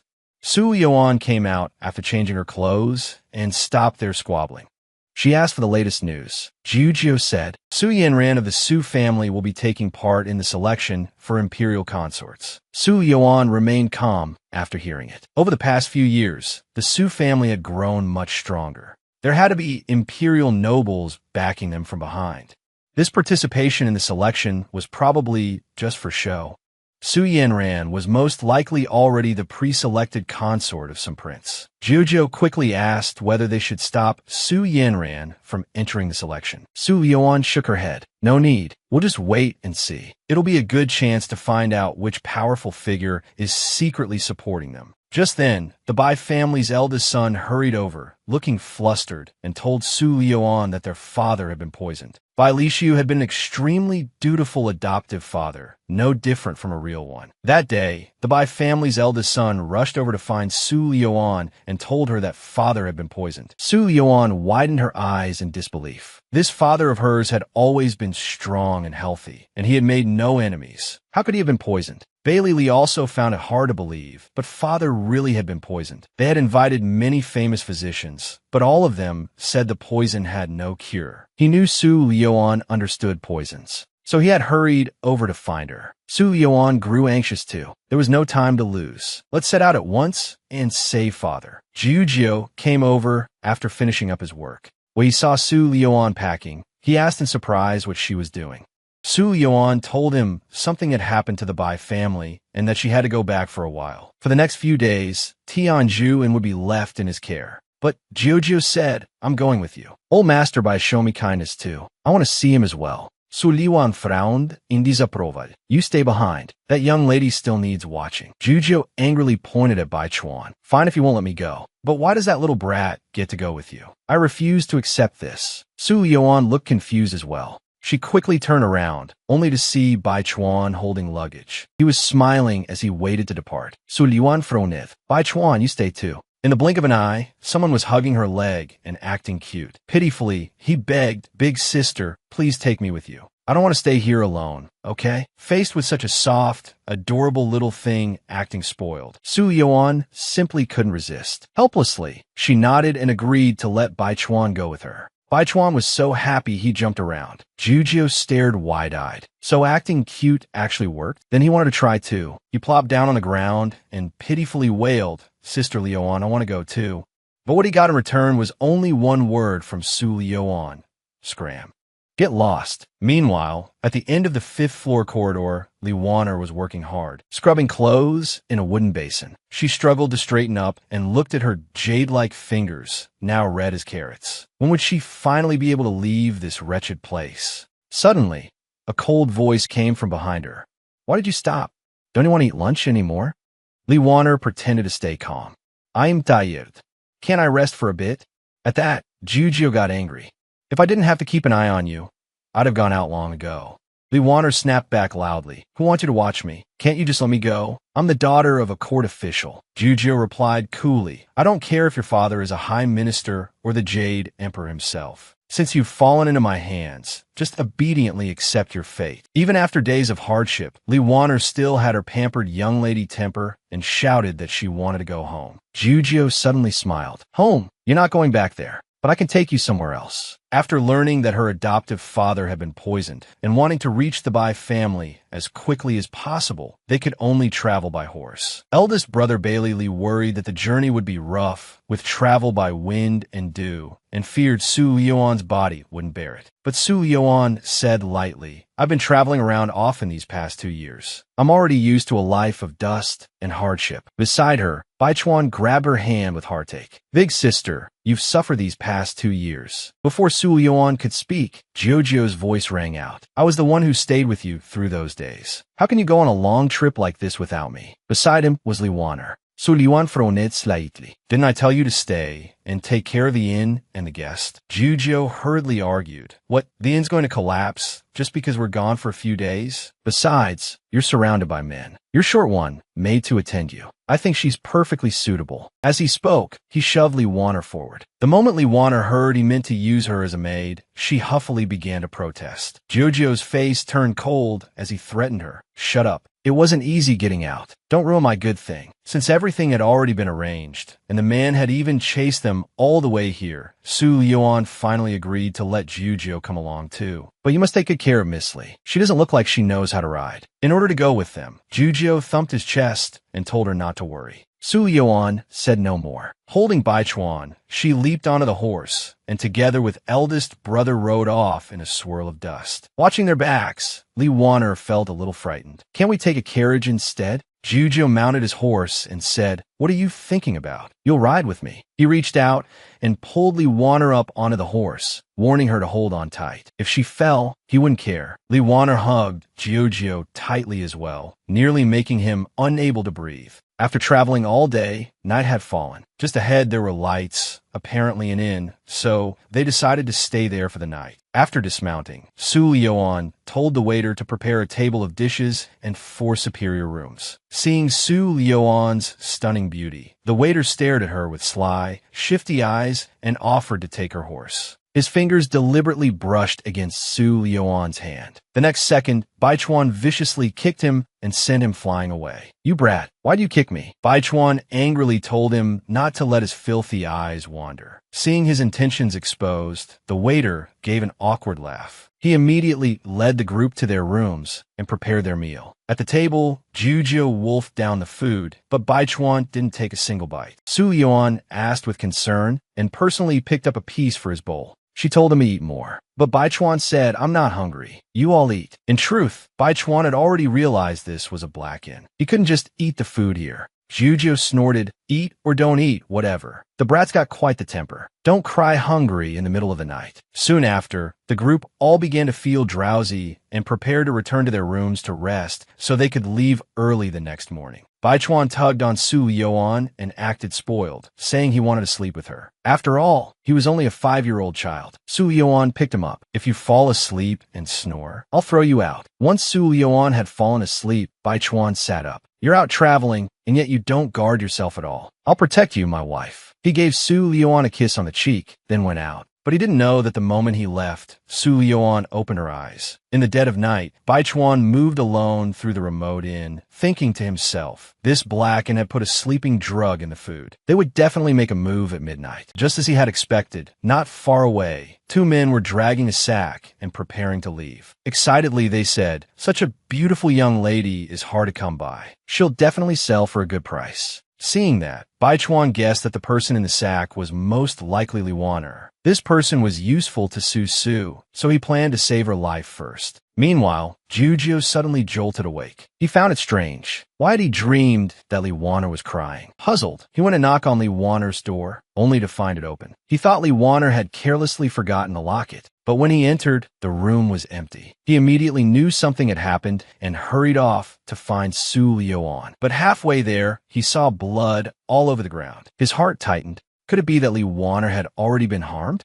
Following the blood trail, he found the corpse of a man. What on earth had happened here? At the same time, Li Wanner had been thrown into the inn's woodshed. The innkeeper was still thinking about the other beauty. One of his subordinates replied, "Third brother already went. But there's also a child in that beauty's room. That makes it a bit troublesome." The innkeeper chuckled. "He's just a little brat. One slap will knock him out." This subordinate was the same one Bai Chuan had kicked and warned earlier. He still remembered that tiger-like gaze. Just then, behind them, there suddenly sounded a young but icy voice. The subordinate immediately broke into a cold sweat. It was that little brat. The innkeeper hid a dagger behind his back and put on a fake smile. "Little one, what are you doing out so late instead of sleeping? Uncle will take you back to your room to rest, all right?" Bai Chuan gave him a cold smile. "Who are you calling little one? You should be calling me grandfather." The innkeeper was enraged and stopped pretending. He lunged like a tiger, but with a single strike from Bai Chuan, he was left utterly unable to fight back. The other subordinate, still able to move, broke into a cold sweat. How could a 5-year-old child have such terrifying, destructive power? In horror, he cried out, "You monster!" But the word monster made Bai Chuan remember how his heavenly poisoned body had brought him rejection and strange looks from others. He laughed manically. "You're right. I'm no human. I'll send you straight to hell." At the same time, Juja knocked on Bailey Lee's door and told him Li Wanner had gone missing, asking him to help search. After his initial shock,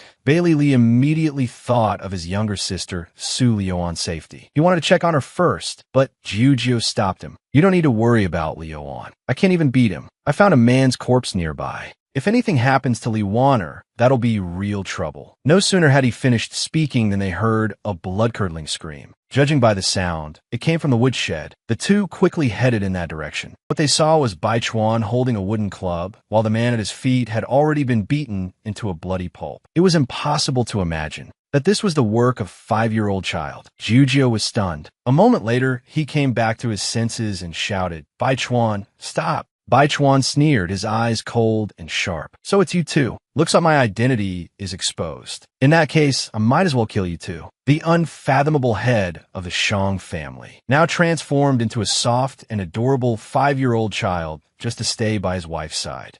He had been hiding his claws all along. As he brutally slaughtered the criminals of the Black Inn, the aura he emitted at that moment made Juju break out in a cold sweat. That expression, those movements, they were exactly the same as Shang Yenji's. Juju had long harbored a suspicion. He respectfully saluted. "Senior, I was presumptuous. Please forgive me." Bai Chuan said coldly, "Juju, you were the one who abducted my wife. But seeing as you've served her like an ox and horse, I'll spare your life." Those words were equivalent to admitting that he really was Shang Yenji. Juju could only complain inwardly. "She was clearly the one who abducted me, all right?" He quietly remained kneeling there. "Juju, what's going on here?" Bailey Lee was dazed by this absurd turn of events. Juju quickly reminded him, "If you don't want to die, kneel and salute." Since even an expert far superior to him was kneeling, Bailey Lee promptly knelt too. Bai Chuan's gaze grew even sharper when he looked at him. "I've disliked you for a long time. Tell me, what is your relationship with Liuan? Why is she so close to you?" Juju secretly broke out in cold sweat for Bailey Lee. If this lunatic's jealousy flared up and Bailey Lee said one wrong word, the consequences would be dire. So Juju quickly stepped in and explained, "Senior, 2 years ago, our mistress acknowledged by Li Shu as her adoptive father. Bailey Lee is our mistress's elder brother. It's only the affection between siblings, nothing more." Once he heard it was as a brother, Bai Chuan's aura softened. He withdrew his hostility and smiled, telling them to get up. He threw away the wooden club and told them to clean up the mess behind him. Then he went back to sleep. After getting up, Juju said flatly, "Brother Bailey, you should be thanking me. I just saved your life." Bailey Lee had long wanted to ask, who exactly was that child, and why did they have to treat him with such respect? Juju said they should deal with the corpse first, and he'd explain afterward. Looking at the mangled corpse before him, Bailey Lee thought to himself that this child was so vicious at such a young age. If he stayed by Liuan's side, it could be very dangerous. Back in the room, Bai Chuan returned and saw that Su Liuan was still asleep. Good. The commotion hadn't been too loud. He hadn't disturbed her sleep. He carefully slipped back under the covers. The moment he lay down, Su Liuan hugged him and asked where he had gone in the middle of the night. A 5-year-old child holding a wooden club, with his foot on the thugs of a Black Inn. Juju had to kneel when he saw him. He was as imposing as could be. But once he threw away the club and returned to Su Liuan's side, he became that soft, adorable little puppy again. When Su Liuan asked where he had gone in the dead of night, Baichuan lied and said he had only gone out to relieve himself. Su Liuan sniffed at him and then asked, "Why do you smell like blood?" Baichuan was shocked inside. His wife was far too hard to fool, but this still wasn't the time to reveal himself. So he explained that he had accidentally stepped on and killed a rat. Su Liuan didn't ask more and hugged him as she fell asleep. The next day, an energetic Su Liuan came downstairs with Baichuan. She froze on the spot. Jiu and the other two all had thick dark circles under their eyes and looked exhausted. Li Waner said she had nightmares all night and dreamed she was kidnapped, so she hadn't slept well. Jiu lied that he and Bailey Li had been kept awake by rats and had spent the whole night catching them. He couldn't exactly say they'd spent the whole night helping Shang Yinji cover up the aftermath and dig a pit to bury the bodies. After packing up, the group mounted their horses and left. As soon as they departed, the Blacken burst into flames. Li Waner, who had been unconscious all night, saw the inn on fire and even asked whether they should go help. Jiu immediately sternly scolded her. "Just keep moving. Why do you care so much?" Su Liuan said calmly, since it was a black inn, "Then having it destroyed is simply karma. Isn't that right, Baichuan?" Baichuan pretended to be innocent and nodded. "Big sister is right." Li Waner was puzzled. How was a black inn? Didn't the innkeeper look quite kind and honest? Jiu hurriedly covered Li Waner's mouth. If she exposed Shang Yinji's traces, they'd be dead for sure. After leaving that black inn, they had traveled for several more hours. The horses were already getting tired, and everyone was hungry, so Su Liuan told them to rest where they were. There was a lake nearby. She and Baichuan went to catch a few fish. Su Liuan made a fish spear and handed it to Baichuan, telling him to do the catching. But no matter how long one used only a spear, one might not catch even a single fish. If he infused the lake water with inner force, he could force the fish to leap out. But if he used inner force, his identity would be exposed. Baichuan guessed that Su Liuan was testing whether he knew martial arts. So after taking the spear, he said the water was too deep to spear the fish, then immediately began taking off his clothes, preparing to jump into the lake and catch a few with his hands. When Su Liuan saw this, she quickly told him she'd do it herself. Gathering inner force in her palm, she struck the lake with one palm, and the fish at the bottom were jolted up to the surface. Baichuan immediately flattered her. "Big sister is amazing. Could I worship you as my master in the future?" Unexpectedly, Su Liuan agreed at once. She even told him to kneel and kowtow right now to become her disciple. A teacher for a day is a father for life. You have to kneel and kowtow to show sincerity. Baichuan said he was still too young and not yet of an age to take a master, then ran off holding the fish, leaving only Su Liuan standing there smiling brightly. "Let's see how long you keep pretending." While Su Liuan and Baichuan were off catching fish, Jiu told Bailey Li why he had knelt to a child the night before, because that child was none other than the frightening figure everyone in the martial world dreaded, the head of the Shang family, Shang Yinji. With a face full of gossip, he described Shang Yinji's bizarre eccentricities and his strange hobby of turning into a child. The next second, a salted fish flew over and smacked him in the face. Caught red-handed, Jiu immediately bent and scraped, showering him with flattery. Bailey Li could only hold his forehead speechlessly. His face changed far too quickly. Baichuan stood with his hand behind his back and ordered Jiu to prepare the fish and roast it over the fire. Though Jiu looked willing on the surface to be ordered around by Baichuan, he secretly planned to teach him a lesson. Just then, a flying dart suddenly shot over. Baichuan narrowed his eyes when he saw it. With a cold snort, he said, "I need to go out for a while. When Liuan comes, just say, I went to relieve myself." Then he vanished from the spot. Jiu looked in the direction Baichuan had disappeared with a wicked grin. He took out a bottle of laxative powder and sprinkled it over the fish. Bailey Li was startled by that sinister smile. "Jiu, what powder are you sprinkling?" Just imagining the coming scene made Jiu unable to suppress his laughter. "It's laxative. Brother Bailey, leave this fish for that little brat to eat. Don't mix them up." Meanwhile, Baichuan followed the dart to the appointed place. Anwei suddenly jumped out and knelt in greeting to his master. He handed over a newly refined bone-shrinking medicine and asked him to use it cautiously. Baichuan caught the medicine bottle Anwei brought and asked about the recent state of the Shang family. But everything to report was trivial. Qiangqing and Lianshi were more than capable of handling it. So Baichuan ordered them to conceal their identities tonight and deliver one blood ginseng to the Bai family. Meanwhile, the fish Jujio was roasting gave off a tempting aroma. It made Su Liuan drool. But Jujio solemnly replied that one should respect the old and cherish the young. The first fish should, of course, go to Baichuan. Su Liuan asked in confusion, "Since when did you and Baichuan get along this well?" At that moment, Baichuan came back.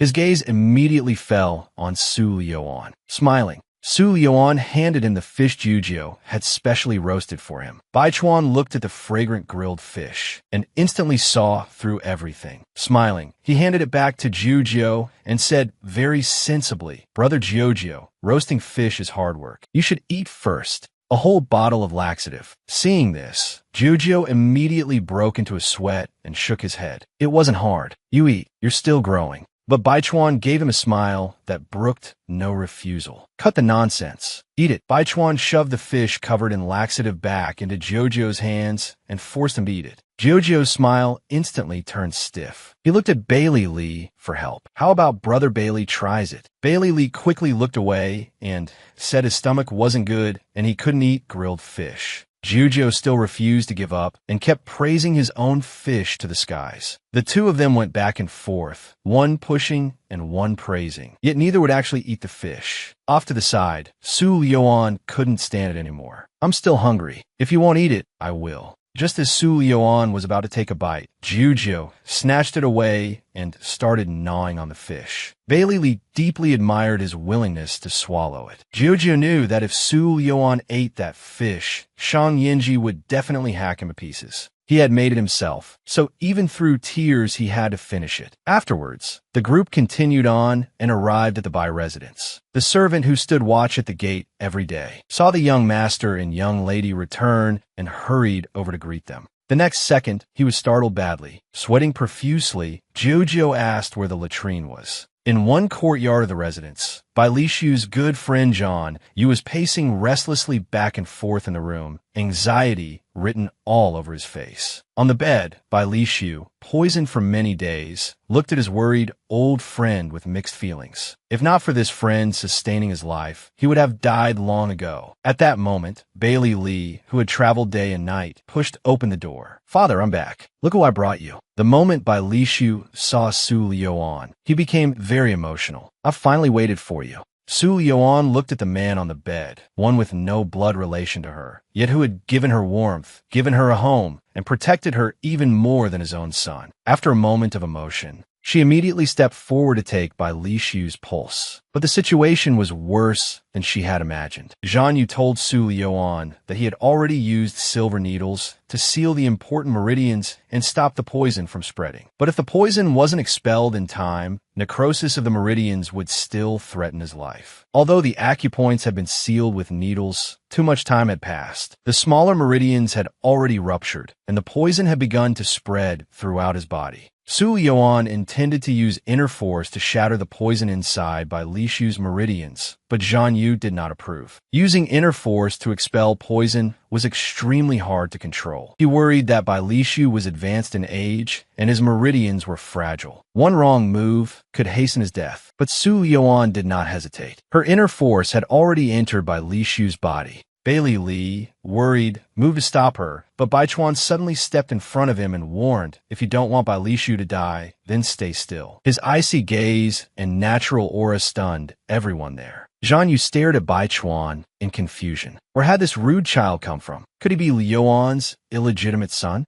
Bai Lishu's meridians had already aged. To expel the poison without injuring them, Su Liuan had to divide her inner force into tens of thousands of currents and send them into the channels. It consumed tremendous energy and strength. At such a young age, Su Lioan could already control her inner force so skillfully. Zhang Yu sighed that his old friend by Li Shu had picked up a treasure. After a quarter of an hour, Su Lioan withdrew her inner force. She told Zhang Yu that 70% of the poison in her father's body had already been removed. The remaining 30% had penetrated deep into the meridians and would need medicinal treatment to detoxify. She asked Zhang Yu to take care in nourishing her father's body. Just after finishing, she grew weak and dizzy. Bai Chuan hurried over with concern, wanting to help his wife back to her room to rest, and secretly sent a dense stream of true qi into her. Su Yuan immediately felt much better. Bai Chuan, I really underestimated you. I didn't expect you to know how to transmit true qi. Because he had been too worried, he had forgotten to keep up his disguise. Bai Chuan quickly said that he only knew a few minor tricks, brushing it off vaguely. Then, as if nothing had happened, he helped Su Yuan back to her room to rest, seeing that his old friend was out of danger and could finally sleep in peace. Zhang Yu felt much lighter as well. Just then, a servant came in carrying a box for Bailey Li. When Bailey Li opened it, he was shocked. It was blood ginseng, something said to restore the dead and regrow flesh from bone. A single stalk was worth 1,000 taels of silver.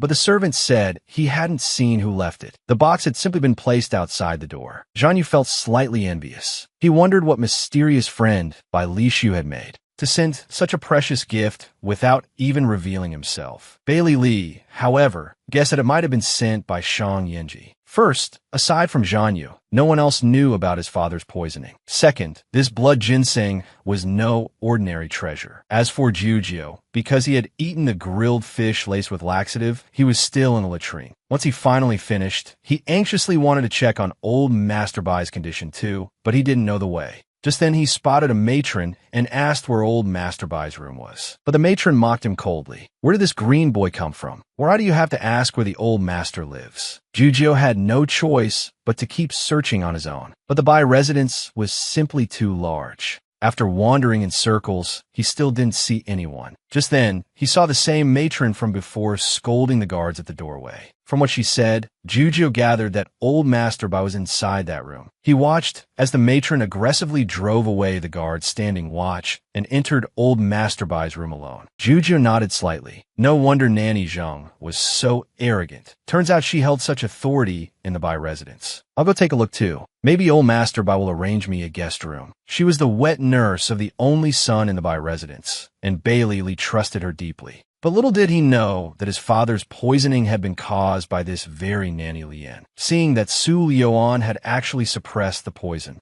she sneaked into the room in the dead of night to strike again. With his experience in the martial world, Jujio keenly sensed that this Nanny Lian was suspicious, so he secretly observed. He saw Nanny Lian acting furtively, taking out a box and releasing a poisonous spider from it, intending to poison Bai Li Shu. Seeing this, Jujio quickly flicked a pill into Nanny Lian's face. Already guilty and terrified, Nanny Lian didn't even know where the poisonous spider had fallen. She could only give up and flee the scene in a panic. Jujio curled his lips into a smile. With just that much skill, you still want to harm someone? Old Master Bai's sudden illness was probably related to this old woman too. He had to inform Su Lioan right away. After taking a few steps, Jujio realized he had no idea which room Su Lioan was staying in. And since it was already so late, he decided to keep vigil over old Master Bai for the night. The next morning, Jujio was awakened by Bailey Li, who was surprised to see him sleeping in his father's room. After learning that Nanny Lian had dismissed the guards last night and no one had been standing watch at his father's door, Bailey Li accepted that Jujio had made the decision to guard him overnight. Bailey Li thought nothing more of it and told Jujio that Nanny Lian was his wet nurse. She had always managed his daily life and was loyal, kind, conscientious, and responsible. Many affairs in the residence were entrusted to her. Seeing how much Bailey Li trusted Nanny Lian, Jujio thought it over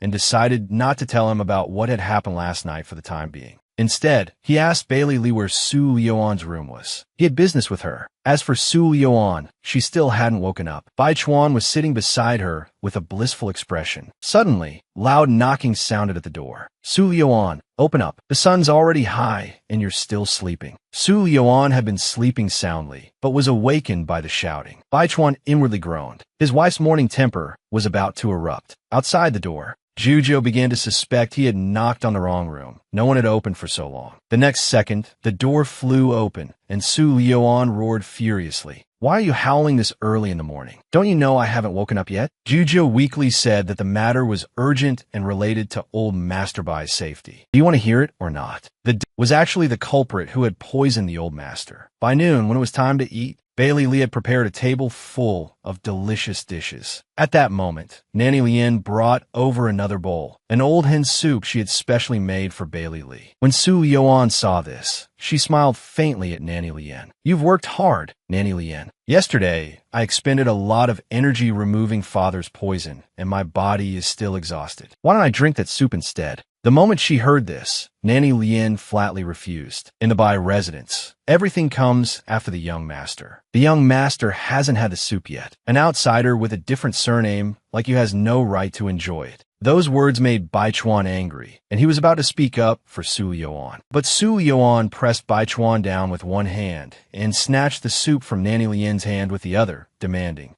You keep saying you're acting for my brother's health. Then why is there filth in this soup? She placed the soup on the table and let everyone see the filth inside. There was a fly in Nanny Lien's chicken soup. Nanny Lien immediately insisted that Su Lioan must have tampered with it and that there was absolutely nothing wrong with her soup. Su Liuan Chakil, Nanny Lien, I may be an outsider with a different surname, but I am still your master. Do you know the consequences of speaking so rudely to your master? Of course Nanny Lien knew. She said she had worked diligently for the Bai family for many years and had never done anything beyond her place, then tearfully begged Bailey Lee to stand up for her. Bailey Lee frowned at Su Lioan. Lioan, Nanny Lien is my wet nurse. She raised me from childhood. Her temper may be hasty, but she has a sharp tongue and a soft heart. Don't make things hard for her. After saying that, he told Nanny Lien to take the soup away. Watching Nanny Lien turn to leave, Su Lioan suddenly said, Nanny Lien, this morning I found a dead spider in Father's room. Father is weak and lacking in energy. Don't let insects ruin his peace of mind. I hope you'll fulfill your duty and clean his room properly. Bailey Lee asked Su Lioan in confusion whether she and Nanny Lien had some grudge and why she kept making things difficult for her today. Without catching her in the act, it would be hard to convince the others. So Su Lioan lied, saying she had simply been woken by Jujo early in the morning and was in a bad mood. Jujo speechlessly curled his lips. No matter what, he was always the one carrying the blame. Nanny Lien immediately brought people with her to carefully clean Bai Li Shu's room, wondering whether the one who had stopped her last night had been Su Lioan. She had to find that spider and leave no evidence behind. Meanwhile, Su Lioan went to find Zhan Yu. Old Zhan is skilled with poisons. You must have seen that there was something wrong with that chicken soup too, right? Then she laid out all her suspicions. Unexpectedly, Zhan Yu also had some suspicions about Nanny Lien, but without evidence, he had no easy way to act. Su Lioan then took out the poisonous spider Jojo had intercepted and asked if Zhan Yu knew what it was. Zhan Yu recognized it at a glance. It was a black-haired, poisonous spider from the western regions, extremely venomous. Su Lioan said that Nanny Lien was quick-tempered and prone to revealing flaws once rattled. She did not seem like someone capable of plotting so carefully. There must be someone behind her giving orders. As long as we follow the clues, we'll find the mastermind. That night, Nanny Lien indeed secretly went to meet a woman dressed in black and told her the mission had failed. When the woman in black learned that Nanny Lien's mission had failed because of Su Lioan, she ordered Nanny Lien to get rid of that meddlesome Su Lioan first. But Nanny Lien suddenly dropped to her knees. She begged the woman in black to spare Bailey Lee. The woman in black instantly flew into a rage and rebuked Nanny Lien. You want me to spare that man's child? Did he ever spare my child? I had you lurking in by Li Shu's residence for years, and not only have you failed to accomplish the task, your loyalties have even shifted toward the Bai family. Nanny Lian hurriedly explained, these are all sins Bai Li Shu brought upon himself. The young master has nothing to do with it. He is innocent. I've served the young master for over 10 years and watched him grow up. I know his character.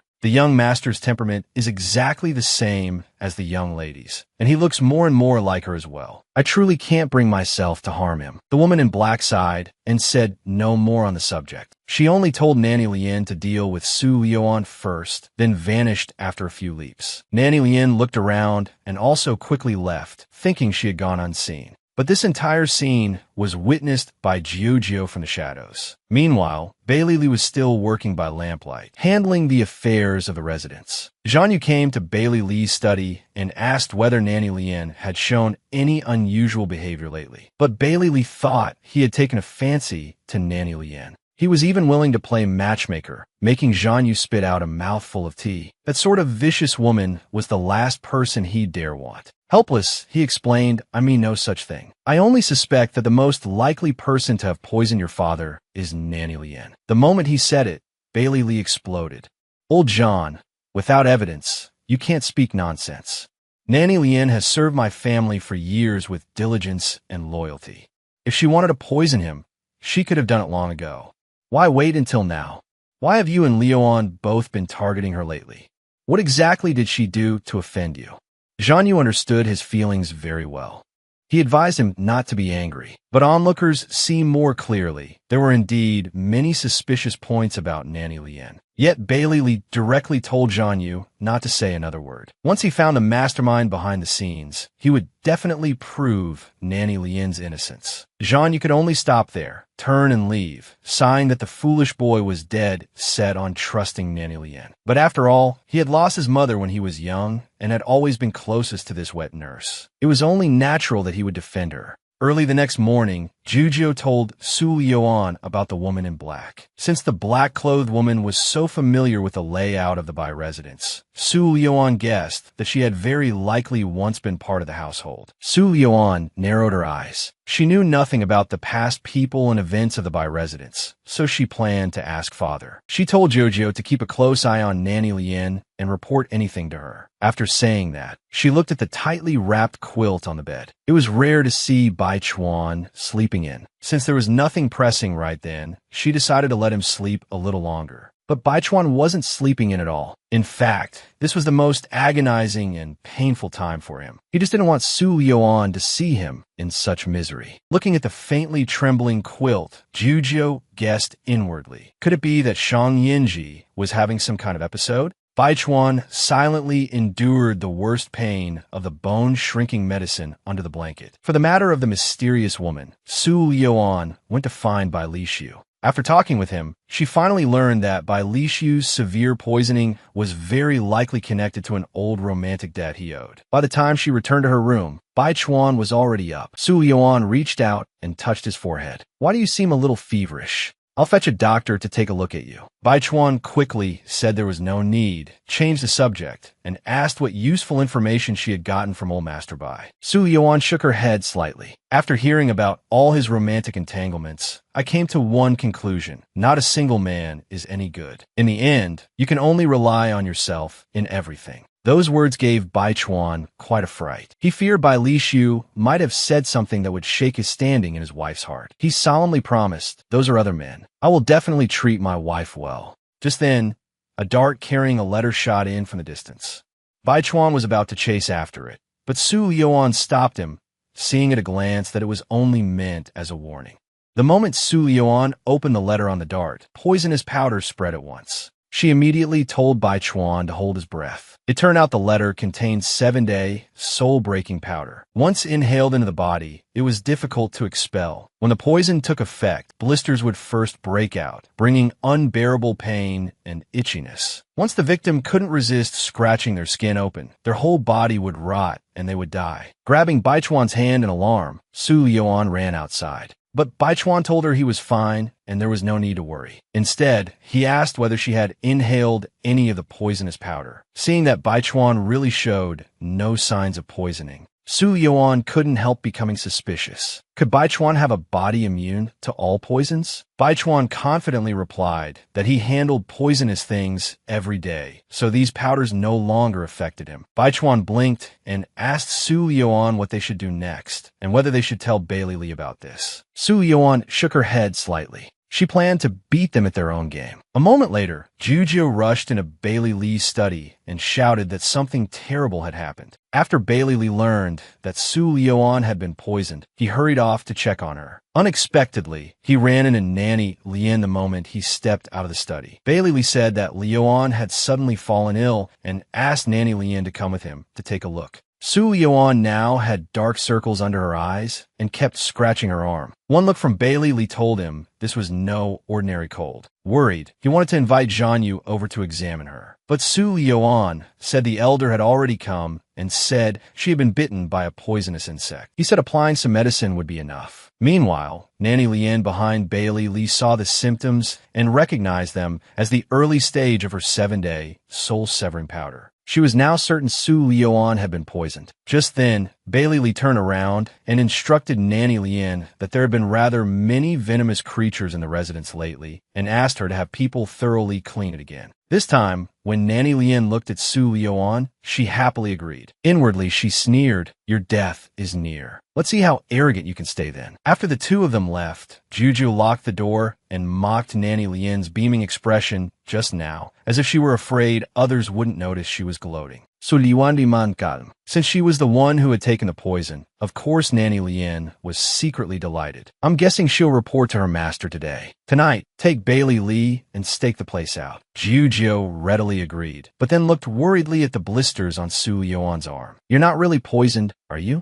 Su Yuan smiled lightly and explained that she was indeed poisoned, but it was only an ordinary poison similar to the 7-day soul-severing powder. Otherwise, how could she fool Nanny Lien? What a brilliant self-injury ruse. Jujio gave her a thumbs up. A maid followed beside Bai Chuan all the way into the depths of the garden before he finally stopped and stood with his hands behind his back. There's no one else here. Stop pretending. The maid smiled faintly. With one hand, she tore off a human skin mask. Sharp eyes as always, master. I figure the effects of your medicine must have worn off, so I specially came to deliver more. Bai Chuan told Lien Shi that recently all the bones in his body had been aching. He feared he would soon return to his original form. Lien Shi tried to persuade him not to keep taking the bone-shrinking medicine. Back then, Master took it to suppress the added poison inside your body, shrinking yourself into a child's form to suppress bone growth. But the damage to your internal organs and the agonizing pain throughout your body are not something an ordinary person could endure. But Bai Chuan refused firmly. It hadn't been easy for him to stay by his wife's side. If he returned to his original form, she might run away again. Lien Shi had no choice but to take out a newly developed bone-shrinking medicine, although it could prolong the suppression of bone growth. Its side effects were even worse than before. Bai Chuan drank it without hesitation. To him, compared with the heartache of not seeing his wife, the pain in his bones and organs was nothing. Late that night, Nanny Lien indeed sneaked off to meet a black-clothed figure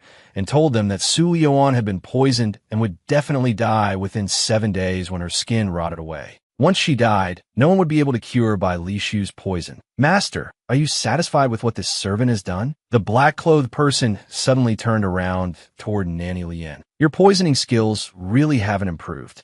You might as well have just used poisonous spiders. Then the master removed the mask. Nanny Lien, coming here so late at night. Which master are you here to meet? Only then did she realize it was Su Yuan disguised as her master to expose her. Alarmed, Nanny Lien turned and tried to flee. But unexpectedly, she ran straight into Bailey Li and Jujio. Nanny Lien tried hard to act as though nothing had happened, but Bailey Li no longer trusted her as he once had. Su Yuan told Nanny Lien to stop pretending. We heard every word you said just now from the rooftop, but Nanny Lien shamelessly turned the accusation around and said before Bailey Li that Su Yuan had instructed her to say all that nonsense. She claimed her loyalty to the Bai family was as clear as the sun and moon. Bailey Lee stared at Nanny Lien. I don't want to believe it either, but the facts are right in front of me. Since you dared to poison Leo, was the poison in my father's body also your doing? Still unwilling to give up, Nanny Lien began crying again, saying Su Leo disliked her and had staged this self-injury act to frame her. Su Leo smiled. Nanny Lien, stop arguing. We've already caught the person behind you. At that moment, Juju dragged over another black-clothed figure and said, Nanny Lien, your master really is weak. After just a few hits, she dropped to her knees and begged for mercy. Nanny Lien believed it at once and rushed anxiously toward the black-clothed person. Miss, are you all right? But when the mask was removed, the face beneath it was Zhang Yu. She was utterly stunned. How could it be you? Zhang Yu sneered. Nanny Lien, you're truly desperate to save your master. With this double proof, you can't deny it anymore, can you? Seeing this, Nanny Lien dropped to her knees before Bailey Lee with a thud. She took all the blame on herself and said she would accept any punishment. Su Leo told Nanny Lien not to remain so stubborn. If she still refused to tell the truth, then Su Leo would not be blamed for using harsher methods. But Nanny Lien insisted she had acted alone. At the side, Juju held a whip and was about to strike. Just then, a dagger flew straight toward him. Juju quickly dodged, and then a voice rang out, even when beating a dog, you have to look at its owner. A black-clothed woman stood atop a withered tree, sword in hand. After several layered schemes, they had finally lured out the person behind Nanny Lien. The moment Nanny Lien saw that this time was real, she panicked and shouted, Miss, don't worry about me.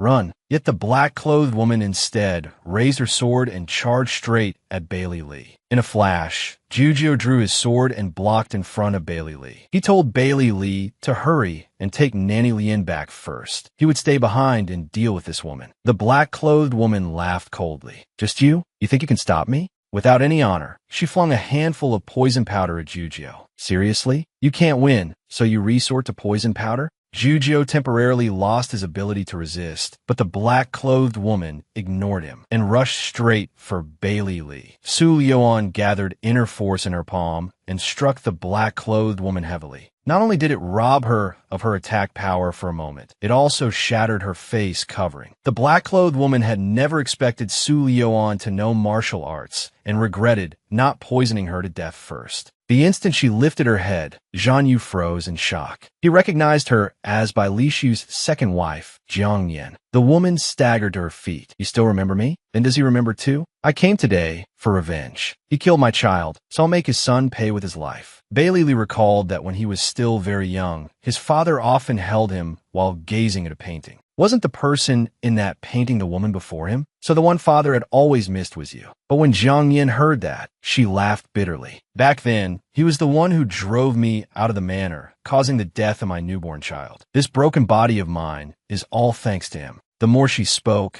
the more agitated she became, and the harder she coughed. Nanny Lien hurried forward and urged her not to get upset. Bailey Lee stepped forward and asked Jiang Yan what exactly her relationship with his father had been. Why do you say he killed your child? Jiang Yan gave a cold laugh. Didn't your father tell you, little bastard, how many women he's had? Her voice brimmed with contempt. Bailey Lee looked at the half-crazed expression on that woman's face, his eyes filled with obvious heartache and sorrow. Ever since I was old enough to remember, only Nanny Lien was by my side. Jiang Yan turned in disbelief to question Nanny Lien. Back then, that bitch Ling Shuang did everything she could to become the legal wife and drove me out of the manor. How could she possibly have left the Bai residence so easily? Nanny Lien told Jiang Yan that they had only been reunited not long ago, and there were many things she had not had time to tell her. Back then, the first madam, Ling Shuang, had already hanged herself by the time I came to the Bai residence. Upon hearing that, Jiang Yan burst into laughter, her eyes filled with endless desolation. That bitch hanged herself? That was her retribution.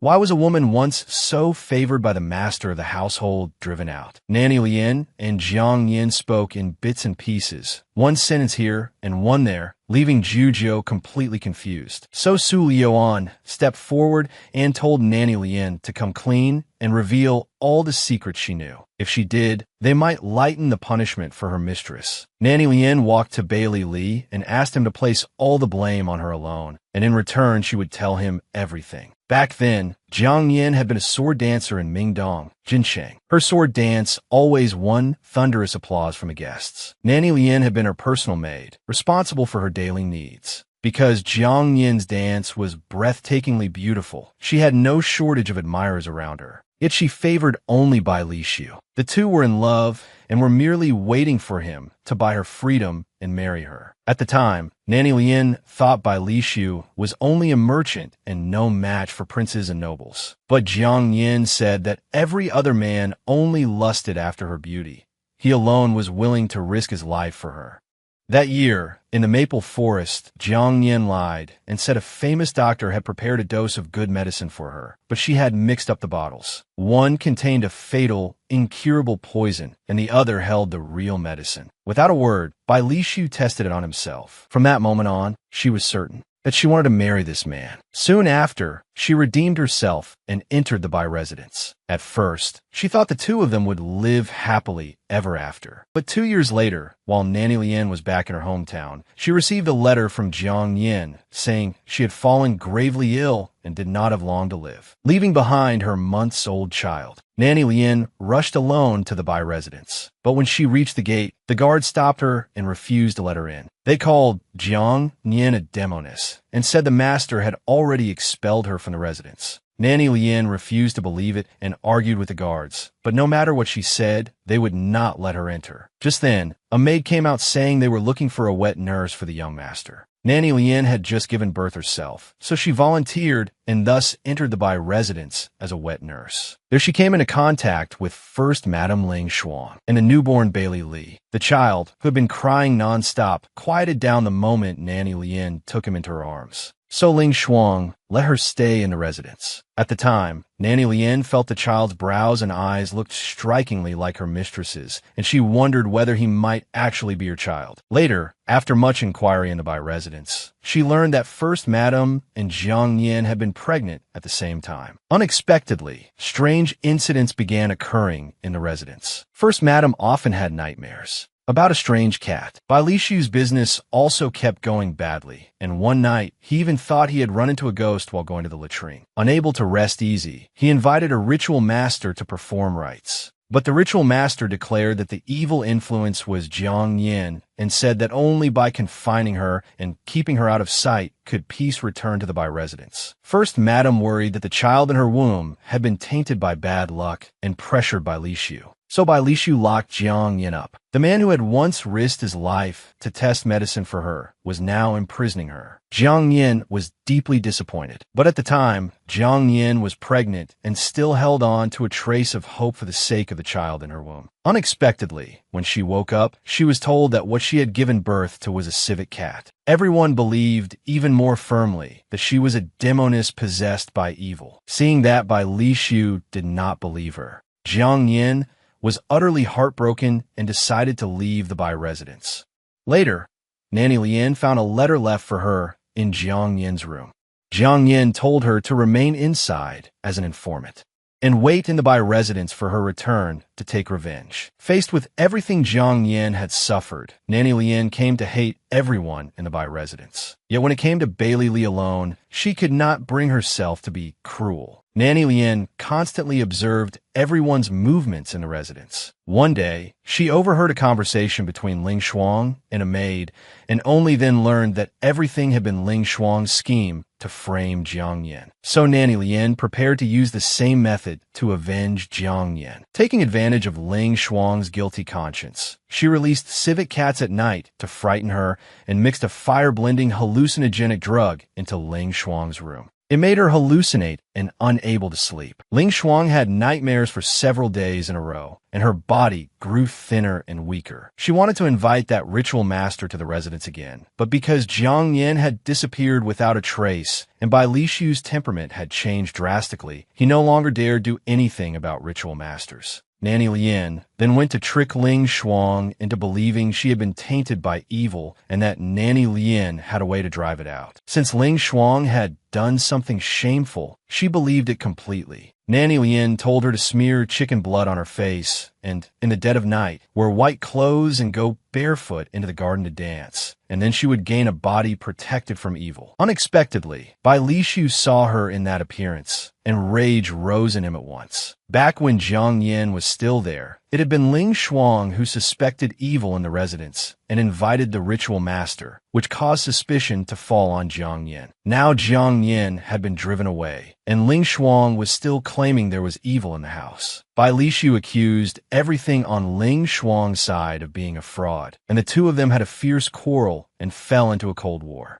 Soon, rumors spread through the Bai residence that First Madam had been tainted by evil and locked up by the master. Originally, Nanny Lien had only wanted Ling Shuang to taste some of Jiang Yin's suffering. She had not expected Ling Shuang to be unable to bear the humiliation and hang herself in her room. After Ling Shuang's death, Nanny Lien drove away all the maids by her side. Bai Lishu never married anyone else after that, and the young master was entrusted to Nanny Lien to raise. She raised him into adulthood. Then, just a few months ago, Nanny Lien finally met Jiang Yin again. Following Jiang Yin's instructions, she used the Bai family's trust in her to poison Bai Lishu. But because there was an expert at detoxification by his side, his life kept being prolonged. It was only after Su Liuan returned that Jiang Yin's plan was completely ruined. Bai Li had never imagined that his mother had actually been killed by the very wet nurse he had trusted most. Nanny Lien explained everything clearly and once again begged Bai Li not to hurt Jiang Yin. If someone had to pay with a life, let be hers. After learning the truth, Su Liuan also tried to persuade Jiang Yin. Ling Shuang is already dead, and Master Bai has been kind to me. I will not allow anyone to take his life. As long as you can let go of your hatred and leave, we can let bygones be bygones. But Jiang Yin refused and picked up her sword again. I've lived until now for revenge alone.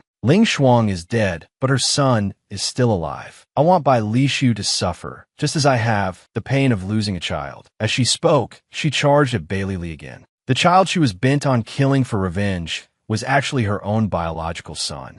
Jiang Yin raised her sharp sword toward Bai Li. This time, Su Liuan gathered her inner force. She no longer intended to show mercy. At the critical moment, Bai Lishu rushed over. He shouted for Jiang Yin to stop. That is your own flesh and blood. The words struck like a bolt from the blue. Jiang Yin let the sword fall from her hand. She looked at Bai Li in disbelief. How could he possibly be my child? Bai Lishu then revealed another truth from the past. Ling Shuang had never actually been pregnant. Jiang Yin was even more shocked. Back then, Ling Shuang's pregnancy symptoms had been exactly the same as hers, and she had even shown off the stretch marks on her stomach. Bai Lishu explained that Ling Shuang had once asked him for medicine to dispel dampness. The reaction after taking that medicine resembled pregnancy. Because she took too much of it, he eventually noticed something was wrong. That year, when evil spirit rumors spread through the residence, I was already fed up. Then, after learning from Zhang Yu what kind of medicine it was, I had a huge quarrel with her and only then learned the truth from her own mouth. It turned out she had been pretending to be pregnant all along to compete with you for favor. I was furious and locked her in her room, intending in anger to divorce her. She threatened me with death, and I ignored it. But in the end, she really hanged herself. Jiang Yin also came to her senses. Ling Shuang had not been pregnant, yet there was a child. Then she must have switched her own child. Bai Lishu was filled with regret. Back then, he had been too busy with business to notice the problem in time. That caused the misunderstanding and wronged Jiang Yin. Jiang Yin grabbed Bai Li excitedly and examined him carefully. Back then, Nanny Lien had already thought his features resembled hers. Now it was confirmed even more. Bai Li felt somewhat flustered and asked Su Liuan what he should do now. Su Liuan said a mother and son recognizing each other was a good thing.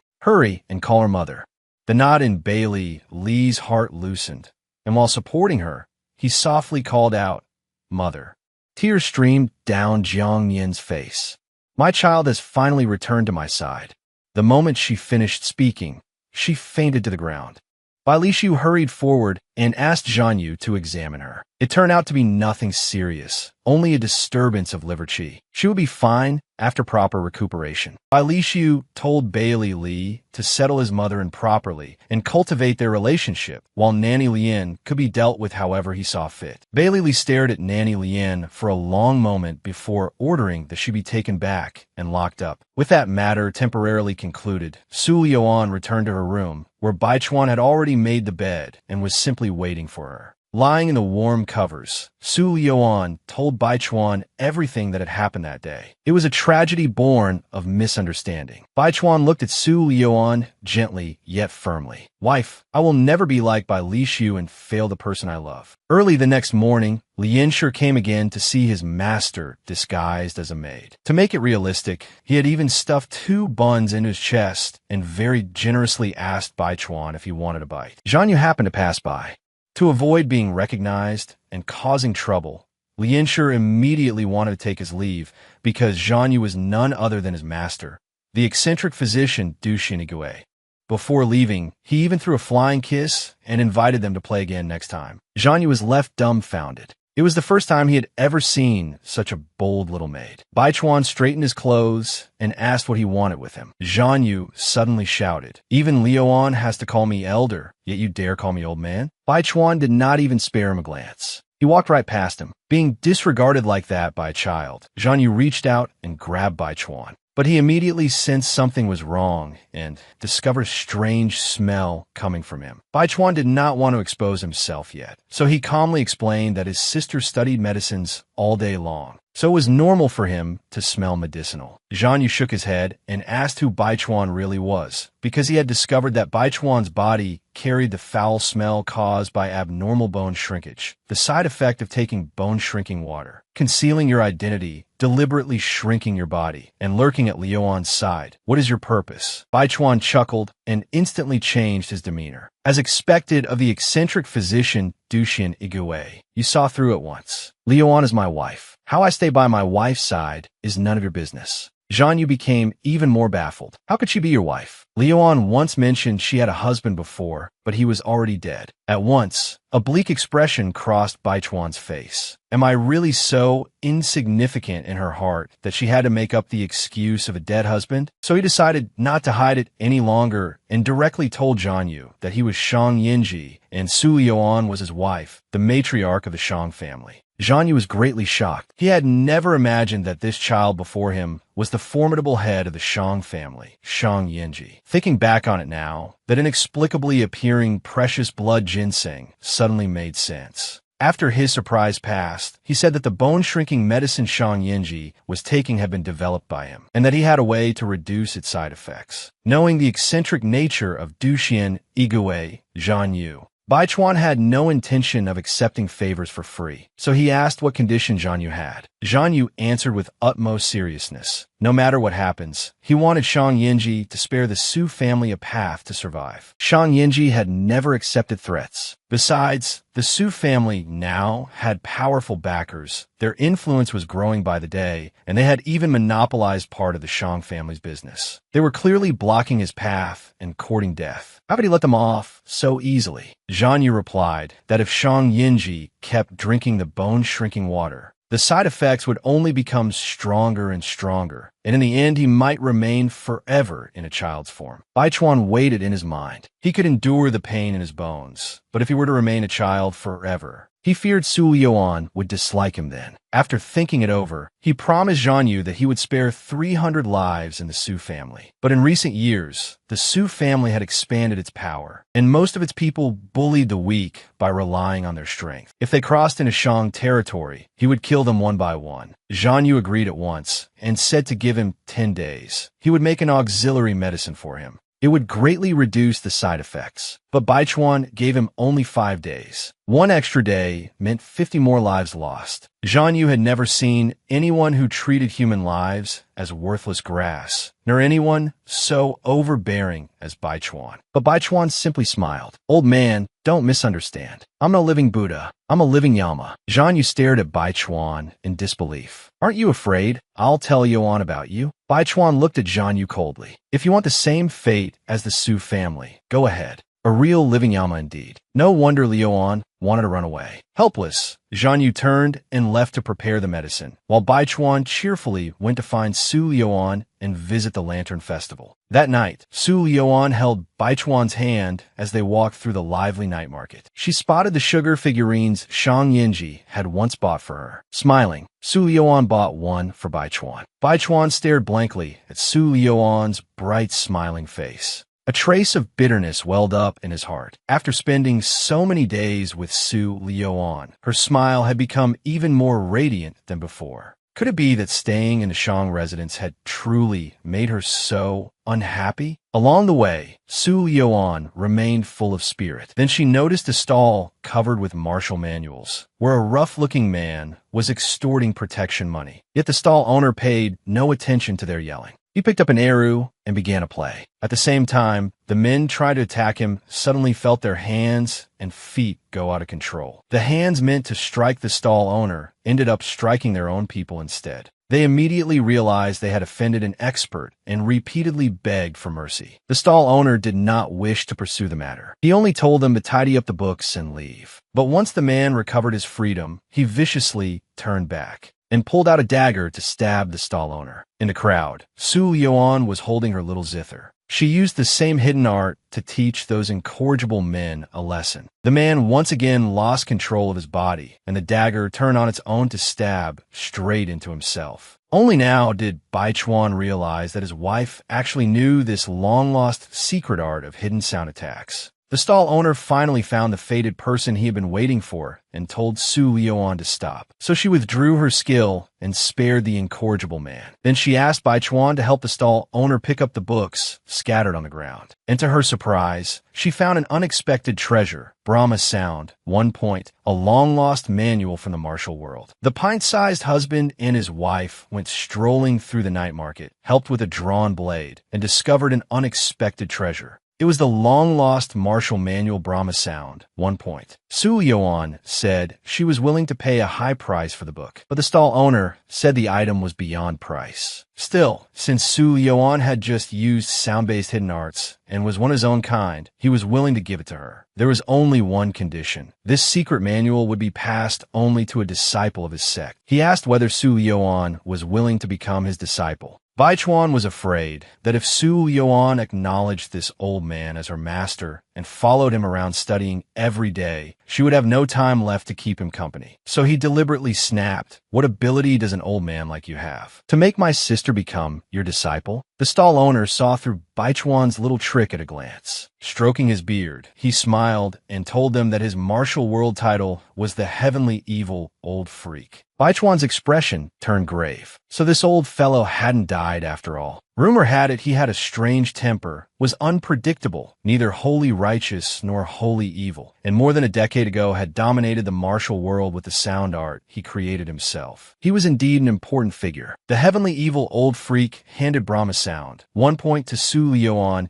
and told her that he himself was lazy by nature. Though he was taking her as a disciple, he was too lazy to teach her personally. The book contained detailed explanations of the sound art. Seeing that she was highly gifted, he told her to comprehend it on her own. Su Liuan was not coy about it and called him master, then gave the Heavenly Evil Old Freak a token from Tianju Inn. With that token, he could eat and lodge for free at any Tianju Inn. A Tianju Inn token was a rare thing indeed. The Heavenly Evil Old Freak felt he had struck it rich by taking on this disciple. On the way back, Baichuan asked Su Liuan what was so good about this book.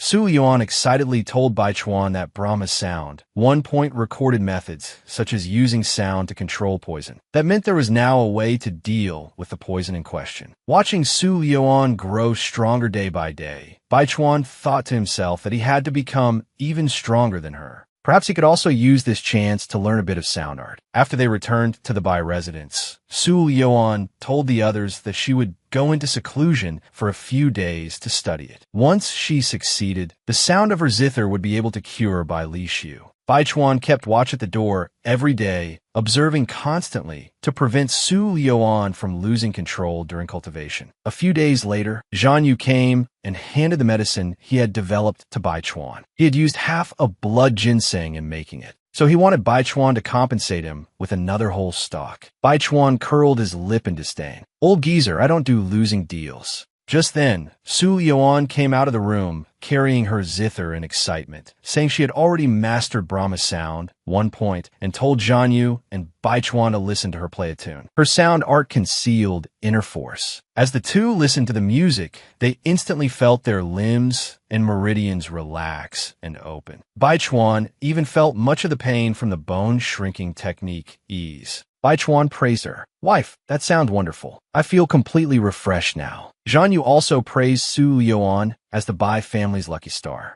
With this, all the tiny residual toxins in Bai Lishu's meridians could be entirely removed. Now that Su Yuan had mastered the sound art, she planned to detoxify Bai Lishu within the next few days.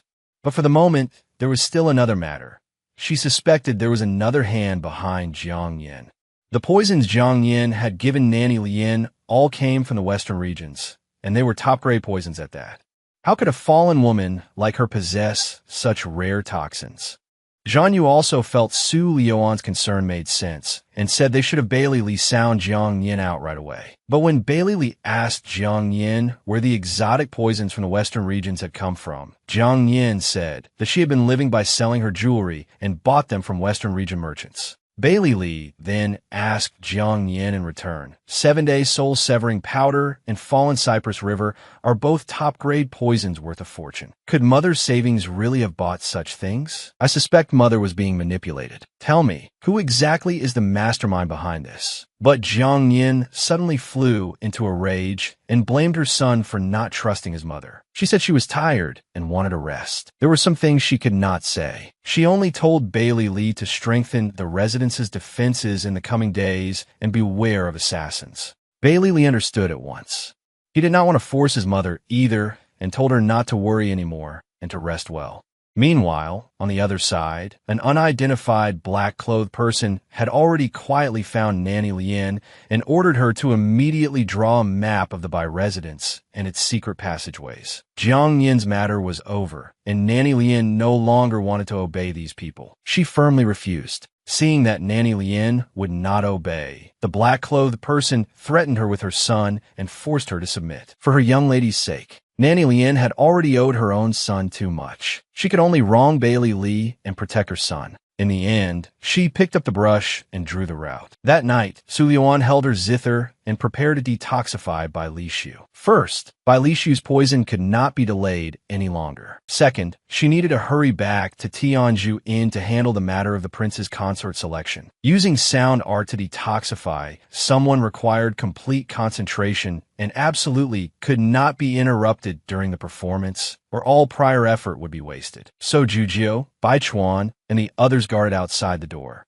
Zhan Yu asked Bailey Li whether he had managed to draw out any clues from Jiang Yin. Did you learn who the mastermind is? Bailey Li shook his head. She refused to say. She only reminded me to post more guards. I just hope Yuan can successfully purge father's poison tonight. At that moment, Bai Chuan's senses sharply picked up the smell of blood from outside. He immediately warned everyone that assassins had infiltrated. No sooner had he spoken than assassins surged in at once, coming through the Bai residence's secret passage. More and more assassins poured in, and Bailey Li also guessed who had leaked the secret passage. Zhan Yu told Jujio to go protect the residence's old, weak women and children and leave this place to them. Only then did Jujio remember there was still Li Waner. She was an important hostage, after all. Just as Jiujio was about to leave, he suddenly remembered the old, weak women and children. Shang Yinji was a child right now. Should he be protected too? Then he saw Shang Yinji calmly bend down to pick up a blade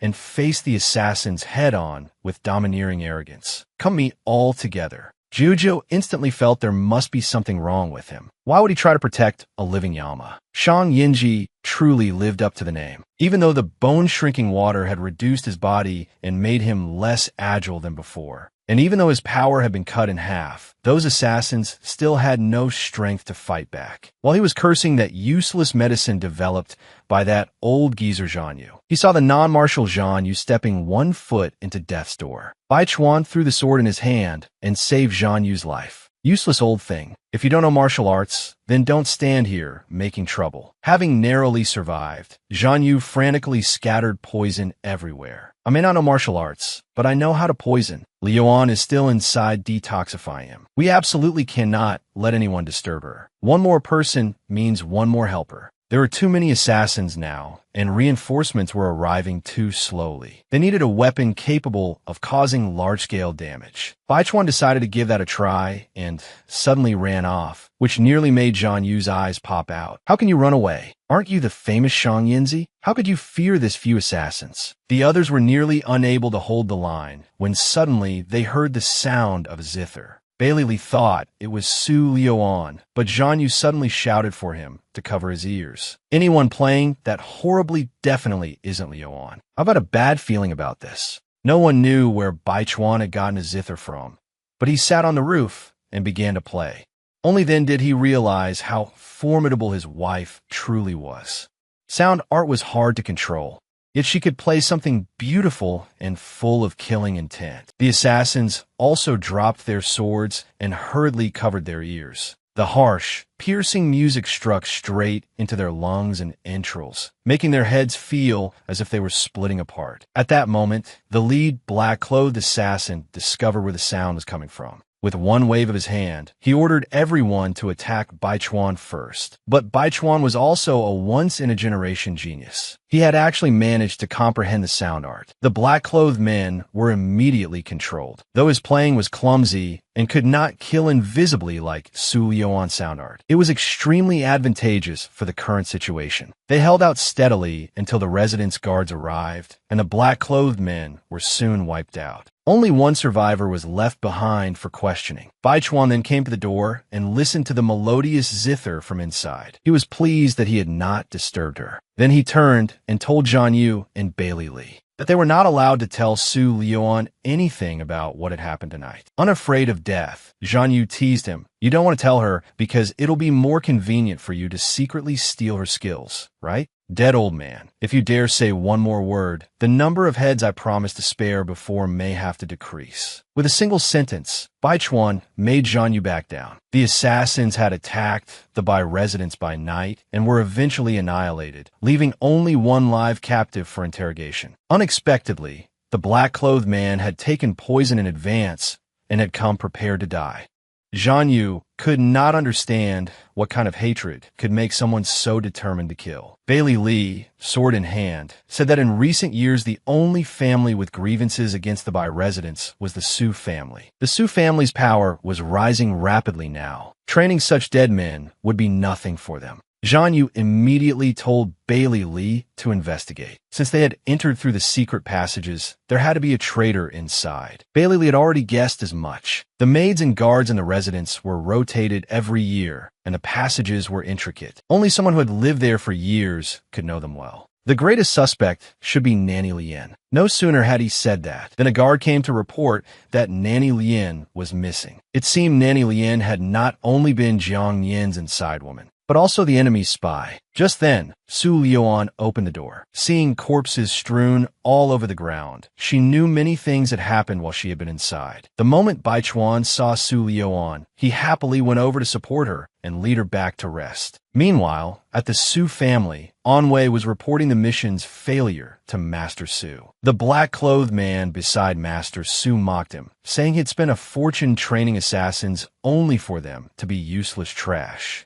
Master Su replied that he had long since laid out the trap against Bai Lishu. Who would have thought there would be so many experts around him, to the point that even poisons from the western regions could be cured? He admitted he had indeed been rash and had underestimated the Bai family's strength. The black-clothed man reminded him in a sinister tone that the Bai family and that person were Her Highness's greatest worries. They had to be eliminated as soon as possible, or else all the support given to the Su family to raise it to its current status would have been wasted. They could not have nurtured a useless fool. With that, he turned to leave. Now that Master Su's wings had hardened, he no longer wanted to endure such sarcasm. He shot Anwei a look, and Anwei immediately placed his sword at the black-clothed man's neck. Master Su looked at him with a cruel expression. How I conduct myself is not for a eunuch like you to point fingers at. You are not to report today's matter to Her Highness. If she becomes angry, neither you nor I can bear the consequences. The black-clothed man was startled by this move and had not expected him to be so bold. In the end, he could only say that Master Su should focus his mind on the prince's consort selection. When the time came, the Su family's influence would extend directly into imperial power and help consolidate Her Highness's position in the palace. Seeing that he had become sensible, Master Su told Anwei to lower the sword. He said he knew what he was doing and needed no reminder. The black-clothed man gave a cold snort, told Master Su to take care of himself, and then vanished. Master Su hated it to the core. Everything had originally been perfectly secure, yet he still had no idea who was helping Bai Lishu from behind. Back at the Bai residence, Su Yuan sat in the pavilion and asked Bailey Li how he intended to deal with Nanny Lian. Should they send people to capture her? Remembering all the years Nanny Lian had cared for him with meticulous devotion, Bailey Li decided to let her go free. Su Yuan respected Bailey Li's decision. She then told him that most of the poison in father's body had already been removed, and with the rest slowly treated, he would recover. As for her, she needed to prepare to return to Tianzhu in the capital. There were many matters waiting to be handled. Su Yuan was preparing to return to Tianzhu in the capital, while on the other side Lian Shi found Bai Chuan and asked him to return to the Shang residence. But Bai Chuan flatly refused and said he was staying with his wife. Then he asked somewhat reproachfully why Lian Shi had not shown up when assassins attacked last night, and what he was running over here for today. Lian Shi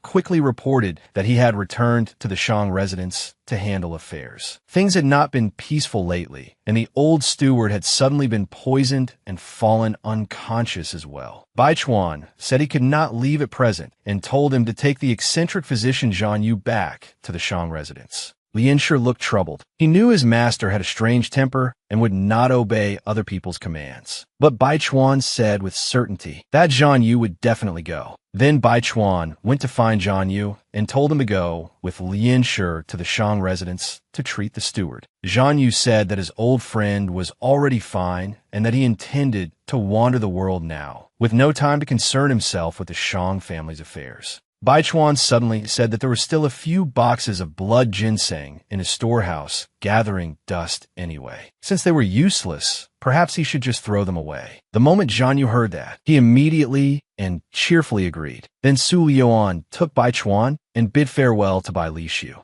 The two of them set off back for the capital. In the carriage, Su Yuan asked Li Waner what she had been doing every day during her time at the Bai residence. The current Li Waner seemed like a completely changed person, having become gentle and pleasing. Every day, she planted flowers and embroidered with the maids, getting along with them harmoniously. Seeing how much her temperament had changed, Su Yuan remarked that she really did look a bit like a proper young lady now. Li Waner puffed out her lips. I was always a proper young lady. Jiu, who was driving the carriage, burst out laughing. Su Yuan handed Li Waner a letter from Minister Li and told her that after returning to the capital, she could return to the Li residence and prepare to take part in the prince's consort selection. Li Waner gripped the letter tightly, her eyes full of reluctance. Do I really have to take part in the selection? Su Yuan had already seen through her thoughts and deliberately said that with the Li family status, her chances of becoming the prince's consort were very high. Why? Didn't she want imperial wealth and glory and supreme power anymore? Or was it that there was already someone else in her heart now? Having her thoughts exposed, Li Waner hurriedly denied it. No, that's not it. It's just that the palace is full of scheming and infighting.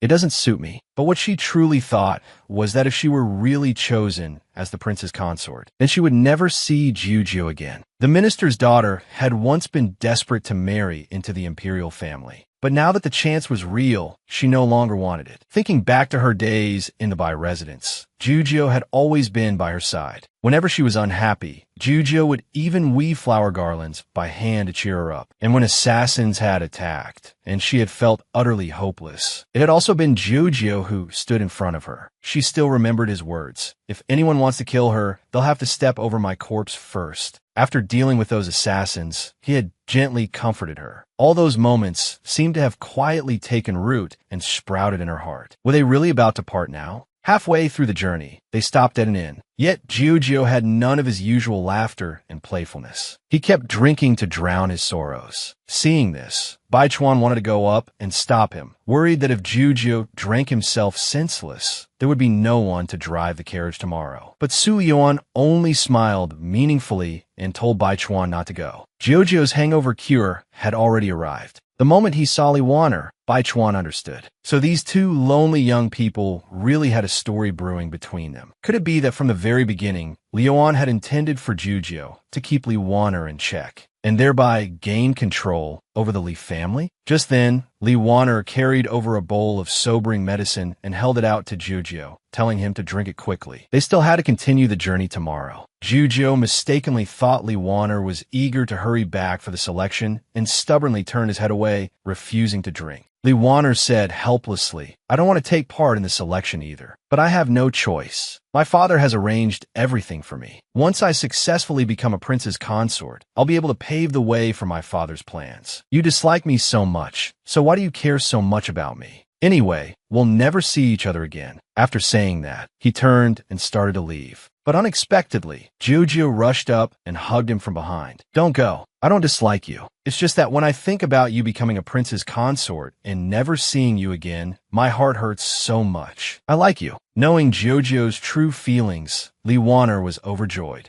He turned and threw himself into Giorgio's arms as well, telling him that he liked him too. Seeing how affectionate the two had become, Su Yuan told Baichuan that what came next would be inappropriate for children to watch, then dragged him back to their room. Baichuan muttered inwardly, "These two are so deeply in love, like dry wood and blazing fire, ready to ignite at a spark. Could it be that my wife put an aphrodisiac in the wine?" Early the next morning, Baichuan saw Su Yuan already up and knew she was going to catch them in the act. Sure enough, Su Yuan kicked open Giorgio's door and told him to get up at once. What followed was a piercing scream. Giorgio was utterly embarrassed and immediately scolded Su Yuan for barging in without knocking. Su Yuan pretended not to know anything and laughed. "Wasn't it because I saw you drink so much last night? I was worried you wouldn't wake up this morning, so I came to call you. Who knew I'd stumble upon something so scandalous?" To avoid going through with the selection, the two had gone all the way. Giorgio told Li Waner that he would take responsibility for him. Once they returned to the capital, he would go to the minister's residence to formally ask for his hand. But as soon as he said that, Su Yuan scolded him for being foolish. Li Waner was an officially appointed candidate for prince's consort. Losing his chastity would amount to tarnishing the royal family's honor. The imperial family would never keep such a stain. He would be ordered to die. But Li Waner said that rather than marry someone he did not love and be trapped in the palace for life, he would rather risk everything. Even if they could only share one night of love together, he would be satisfied. Giorgio responded to that sincere devotion as well, telling Li Waner not to be afraid. If the capital had no place for them,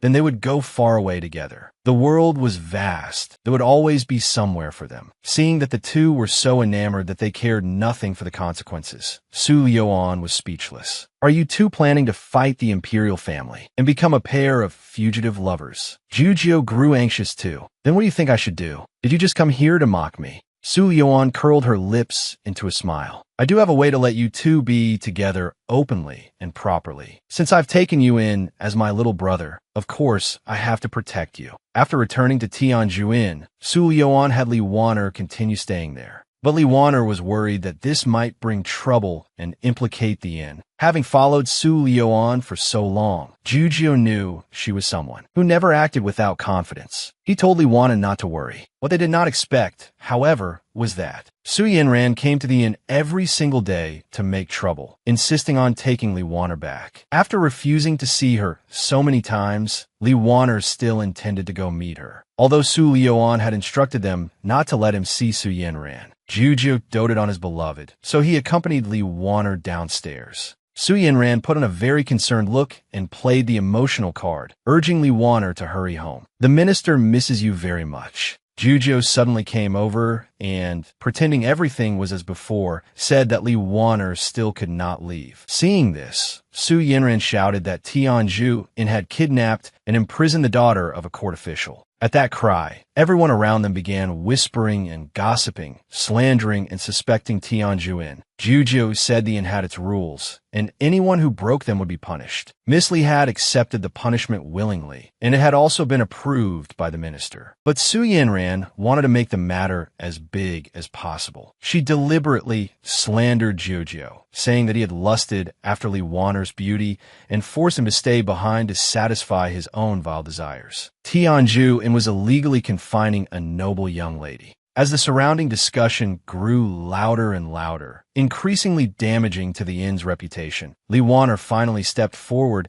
and told Su Yanran not to spread malicious slander. He was staying here of his own free will. His father had also agreed to let him stay at the inn to broaden his horizons and told her to stop meddling in his affairs. With that, he turned to leave. Su Yanran was stunned. Had he been bewitched? It had only been half a month. She had seen him being taken away with her own eyes. So how had it suddenly become voluntary? Still unwilling to give up, she shouted, "Wait for me. I'll definitely save you." Jujiu directly gave the order to drag this troublemaking woman out and put Su Yanran on the blacklist. From then on, she was forbidden from entering the inn. Su Yanran had come putting on a false show of sisterly affection, but Li Wanner refused to play along, and she even ended up on the blacklist. Because Su Liuan had promised to help Li Wanner and Jujiu be together openly and properly, Li Wanner naturally wanted to help protect the inn's reputation as well. She looked on with relief at this once spoiled young noble's perfect transformation for the sake of love. After dealing with Su Yanran, Jujiu hurried over to comfort his beloved. After pointing him in the right direction, Su Liuan could not resist teasing. "Are there only Li Wanner in your eyes now?" Jujiu answered as if it were only natural. "That's my wife, after all." Jojo's love-struck appearance made Su Yuan think of Shang Yinji. It had already been so long. Why hadn't he come to look for her yet? She went back to her room in boredom, but felt as if there was some unfamiliar presence inside. A moment later, she thought she must be imagining things. No one could possibly break through her mechanisms that easily. When Bai Chuan entered the room and saw Su Liuan come in, he called out, "Sister." Su Liuan asked whether he was feeling any better, then began wiping away his sweat. "A child is still a child, weak and sickly, and now you've come down with a fever for no reason." Bai Chuan's illness was actually due to the side effects of the bone-shrinking medicine, but on the surface he only said that he had caught a chill. "It's nothing serious. Don't worry." But how could Su Liuan not worry? She picked up her guqin and began playing a calming tune, letting Bai Chuan relax. The music drifted gently, and countless thoughts rose in her mind. She could not understand. When she had become so attached to this child of unknown origin, was it because he looked like Shang Yinji?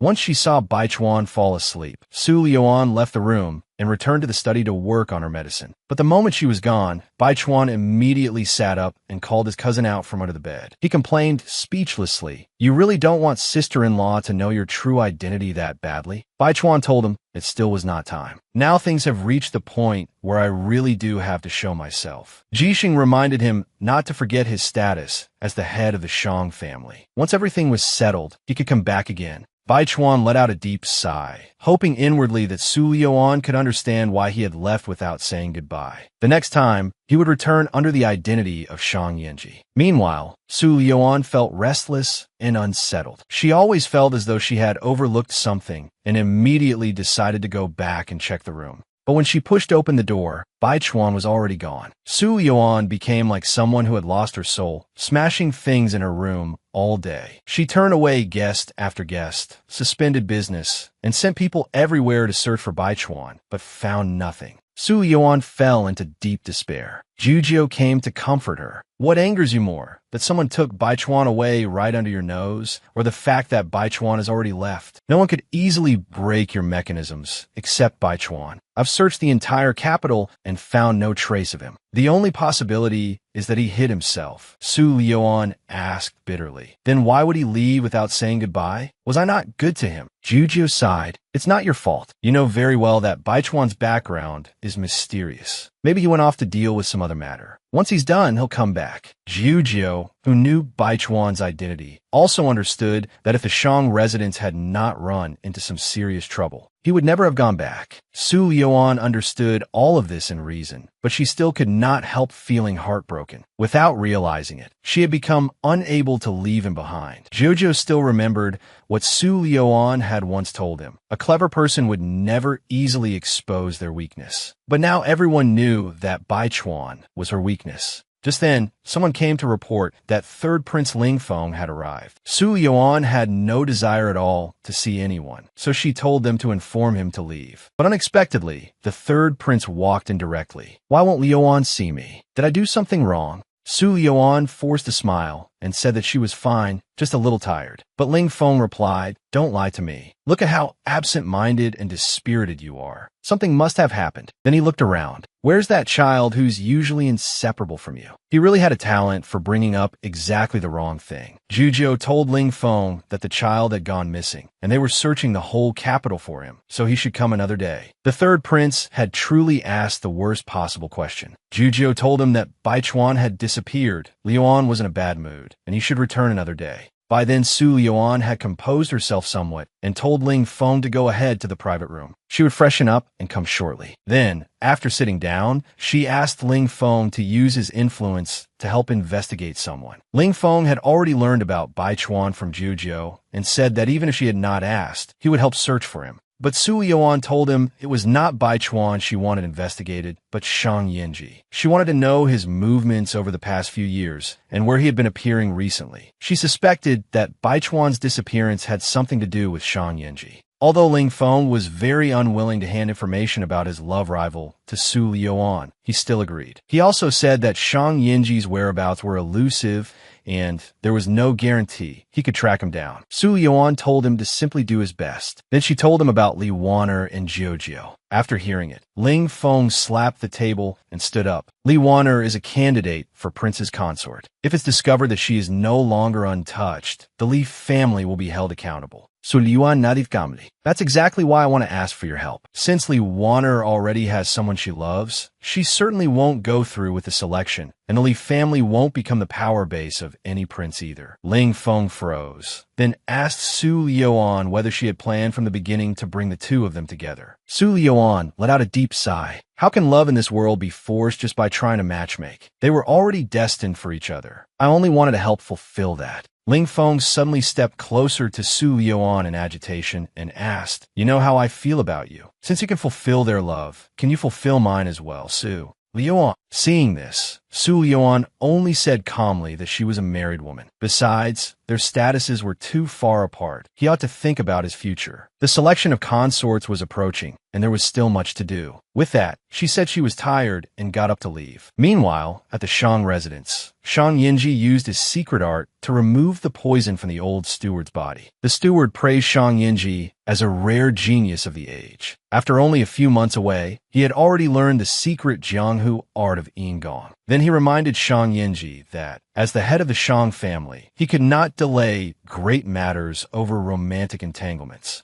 That woman abandoned her husband and has delayed returning to the residence. Yet you still keep thinking of her. It is utterly foolish. Shang Yinji was unwilling to let anyone speak ill of his wife and told the old steward to mind his own health and stop interfering in these matters. Then he stormed off in anger to find Lianshi, grabbed him by the collar, and demanded to know whether he had told the old steward about his whereabouts. Lianshi was so frightened that he hurriedly denied it, saying he would never dare. Just then, Jixing stepped forward and admitted that he had said it. This man was so protective of his wife that even after being abandoned by her for years, he had never once blamed her. He could not tolerate anyone saying a word against her. Shang Yinji angrily came to demand an explanation from Lianshi, only to learn that it had been his cousin Jixing who spoke. He immediately let go of Lianshi and snapped at Jixing. "Are you looking for death?" Jixing frowned at him. "I haven't even told Uncle Yang yet that you drank bone-shrinking water, turned yourself into a child, and stayed by that woman's side. Cousin, your head is now full of that woman. I'm beginning to wonder whether you've forgotten your great mission of revenge." Seeing this, Lianshi hurriedly tried to stop Jisheng and told him to speak more respectfully. That is the mistress of the house. But Jisheng said contemptuously, I don't care what status she has. Once she left the Shang residence, she became nothing more than the proprietress of an inn, receiving different guests every day. Who knows whether she has ruined the Shang family's reputation. The moment he finished speaking, Shang Yinji used his inner force and smashed his fist into the wooden post beside Jisheng's ear, splintering it instantly. Jisheng felt both resentment and fear rise in him. Shang Yinji sternly warned him that if they were not blood relatives,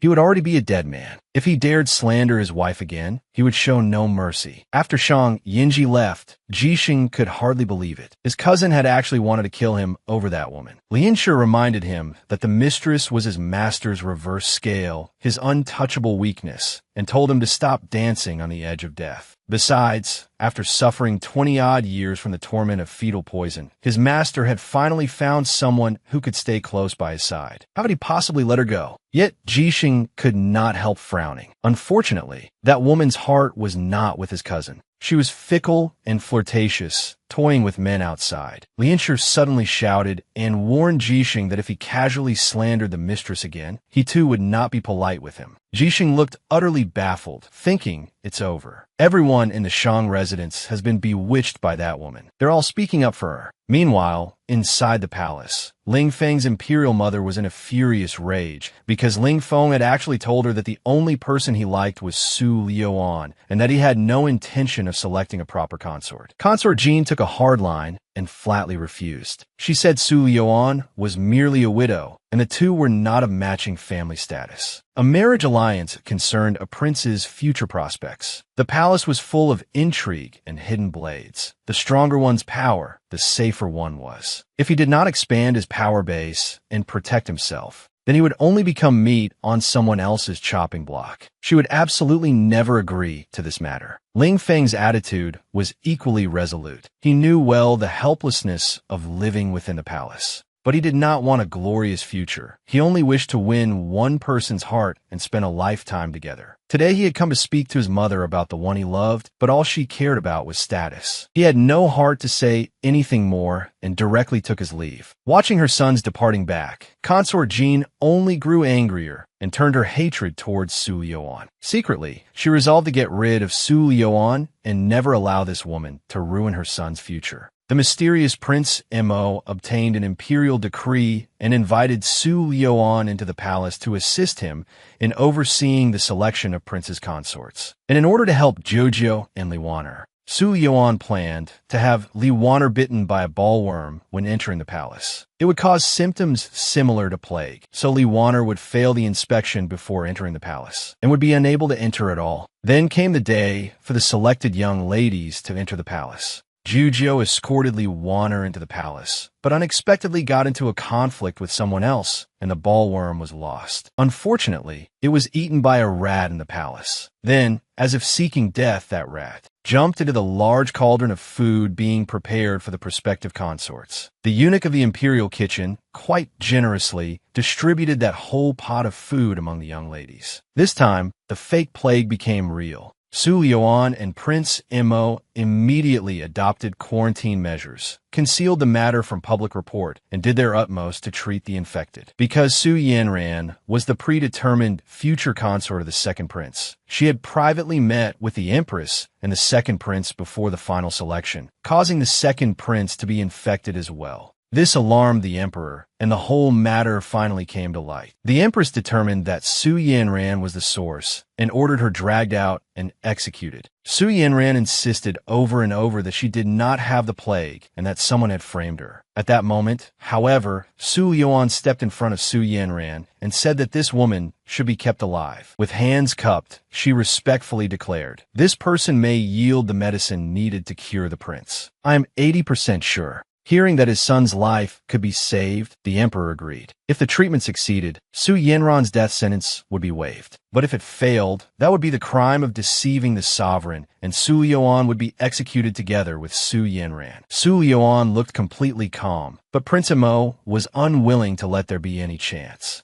of danger to his wife. He immediately asked the emperor to take back his order. Su Liuan is this prince's consort. If imperial brother wishes to take her life, then you are simply not placing your younger brother in your eyes. The emperor was startled inwardly, then roared in anger. When have you ever taken a consort? Has this woman entered the imperial genealogy? What is this woman's background? I know nothing about any of this, and yet you still dare talk back to me? Prince Mo immediately knelt and said that he and this woman had long ago pledged themselves to each other in private, but had not yet completed the formal marriage rites of the imperial family. Today, he was specifically asking his imperial brother to grant the marriage. Standing to one side, Su Liuan was completely bewildered. How had she suddenly ended up being granted in marriage? Seeing Prince Mo's uncompromising attitude, the emperor had no choice but to agree. If Su Liuan could cure the second prince's illness, then he would approve and grant the marriage between them. After saying that, he let out a deep sigh and reproached Prince Mo for staying in the Jianghu for so long and refusing to return to the palace. Now that he had returned, it was actually for the sake of taking a consort. Then, seeing that his imperial brother was still wearing a mask, he told him to hurry and tear off the human skin mask and stop suffocating himself beneath it. After hearing all that, Su Liuan, standing beside him, was greatly shocked. She very much wanted to know Prince Mo's true face. She had not even noticed that he was wearing a human skin mask. Who exactly was he? As she was secretly thinking this, an incomparably familiar face was revealed. Scene after scene of their time together flashed through her mind. Her eyes reddened,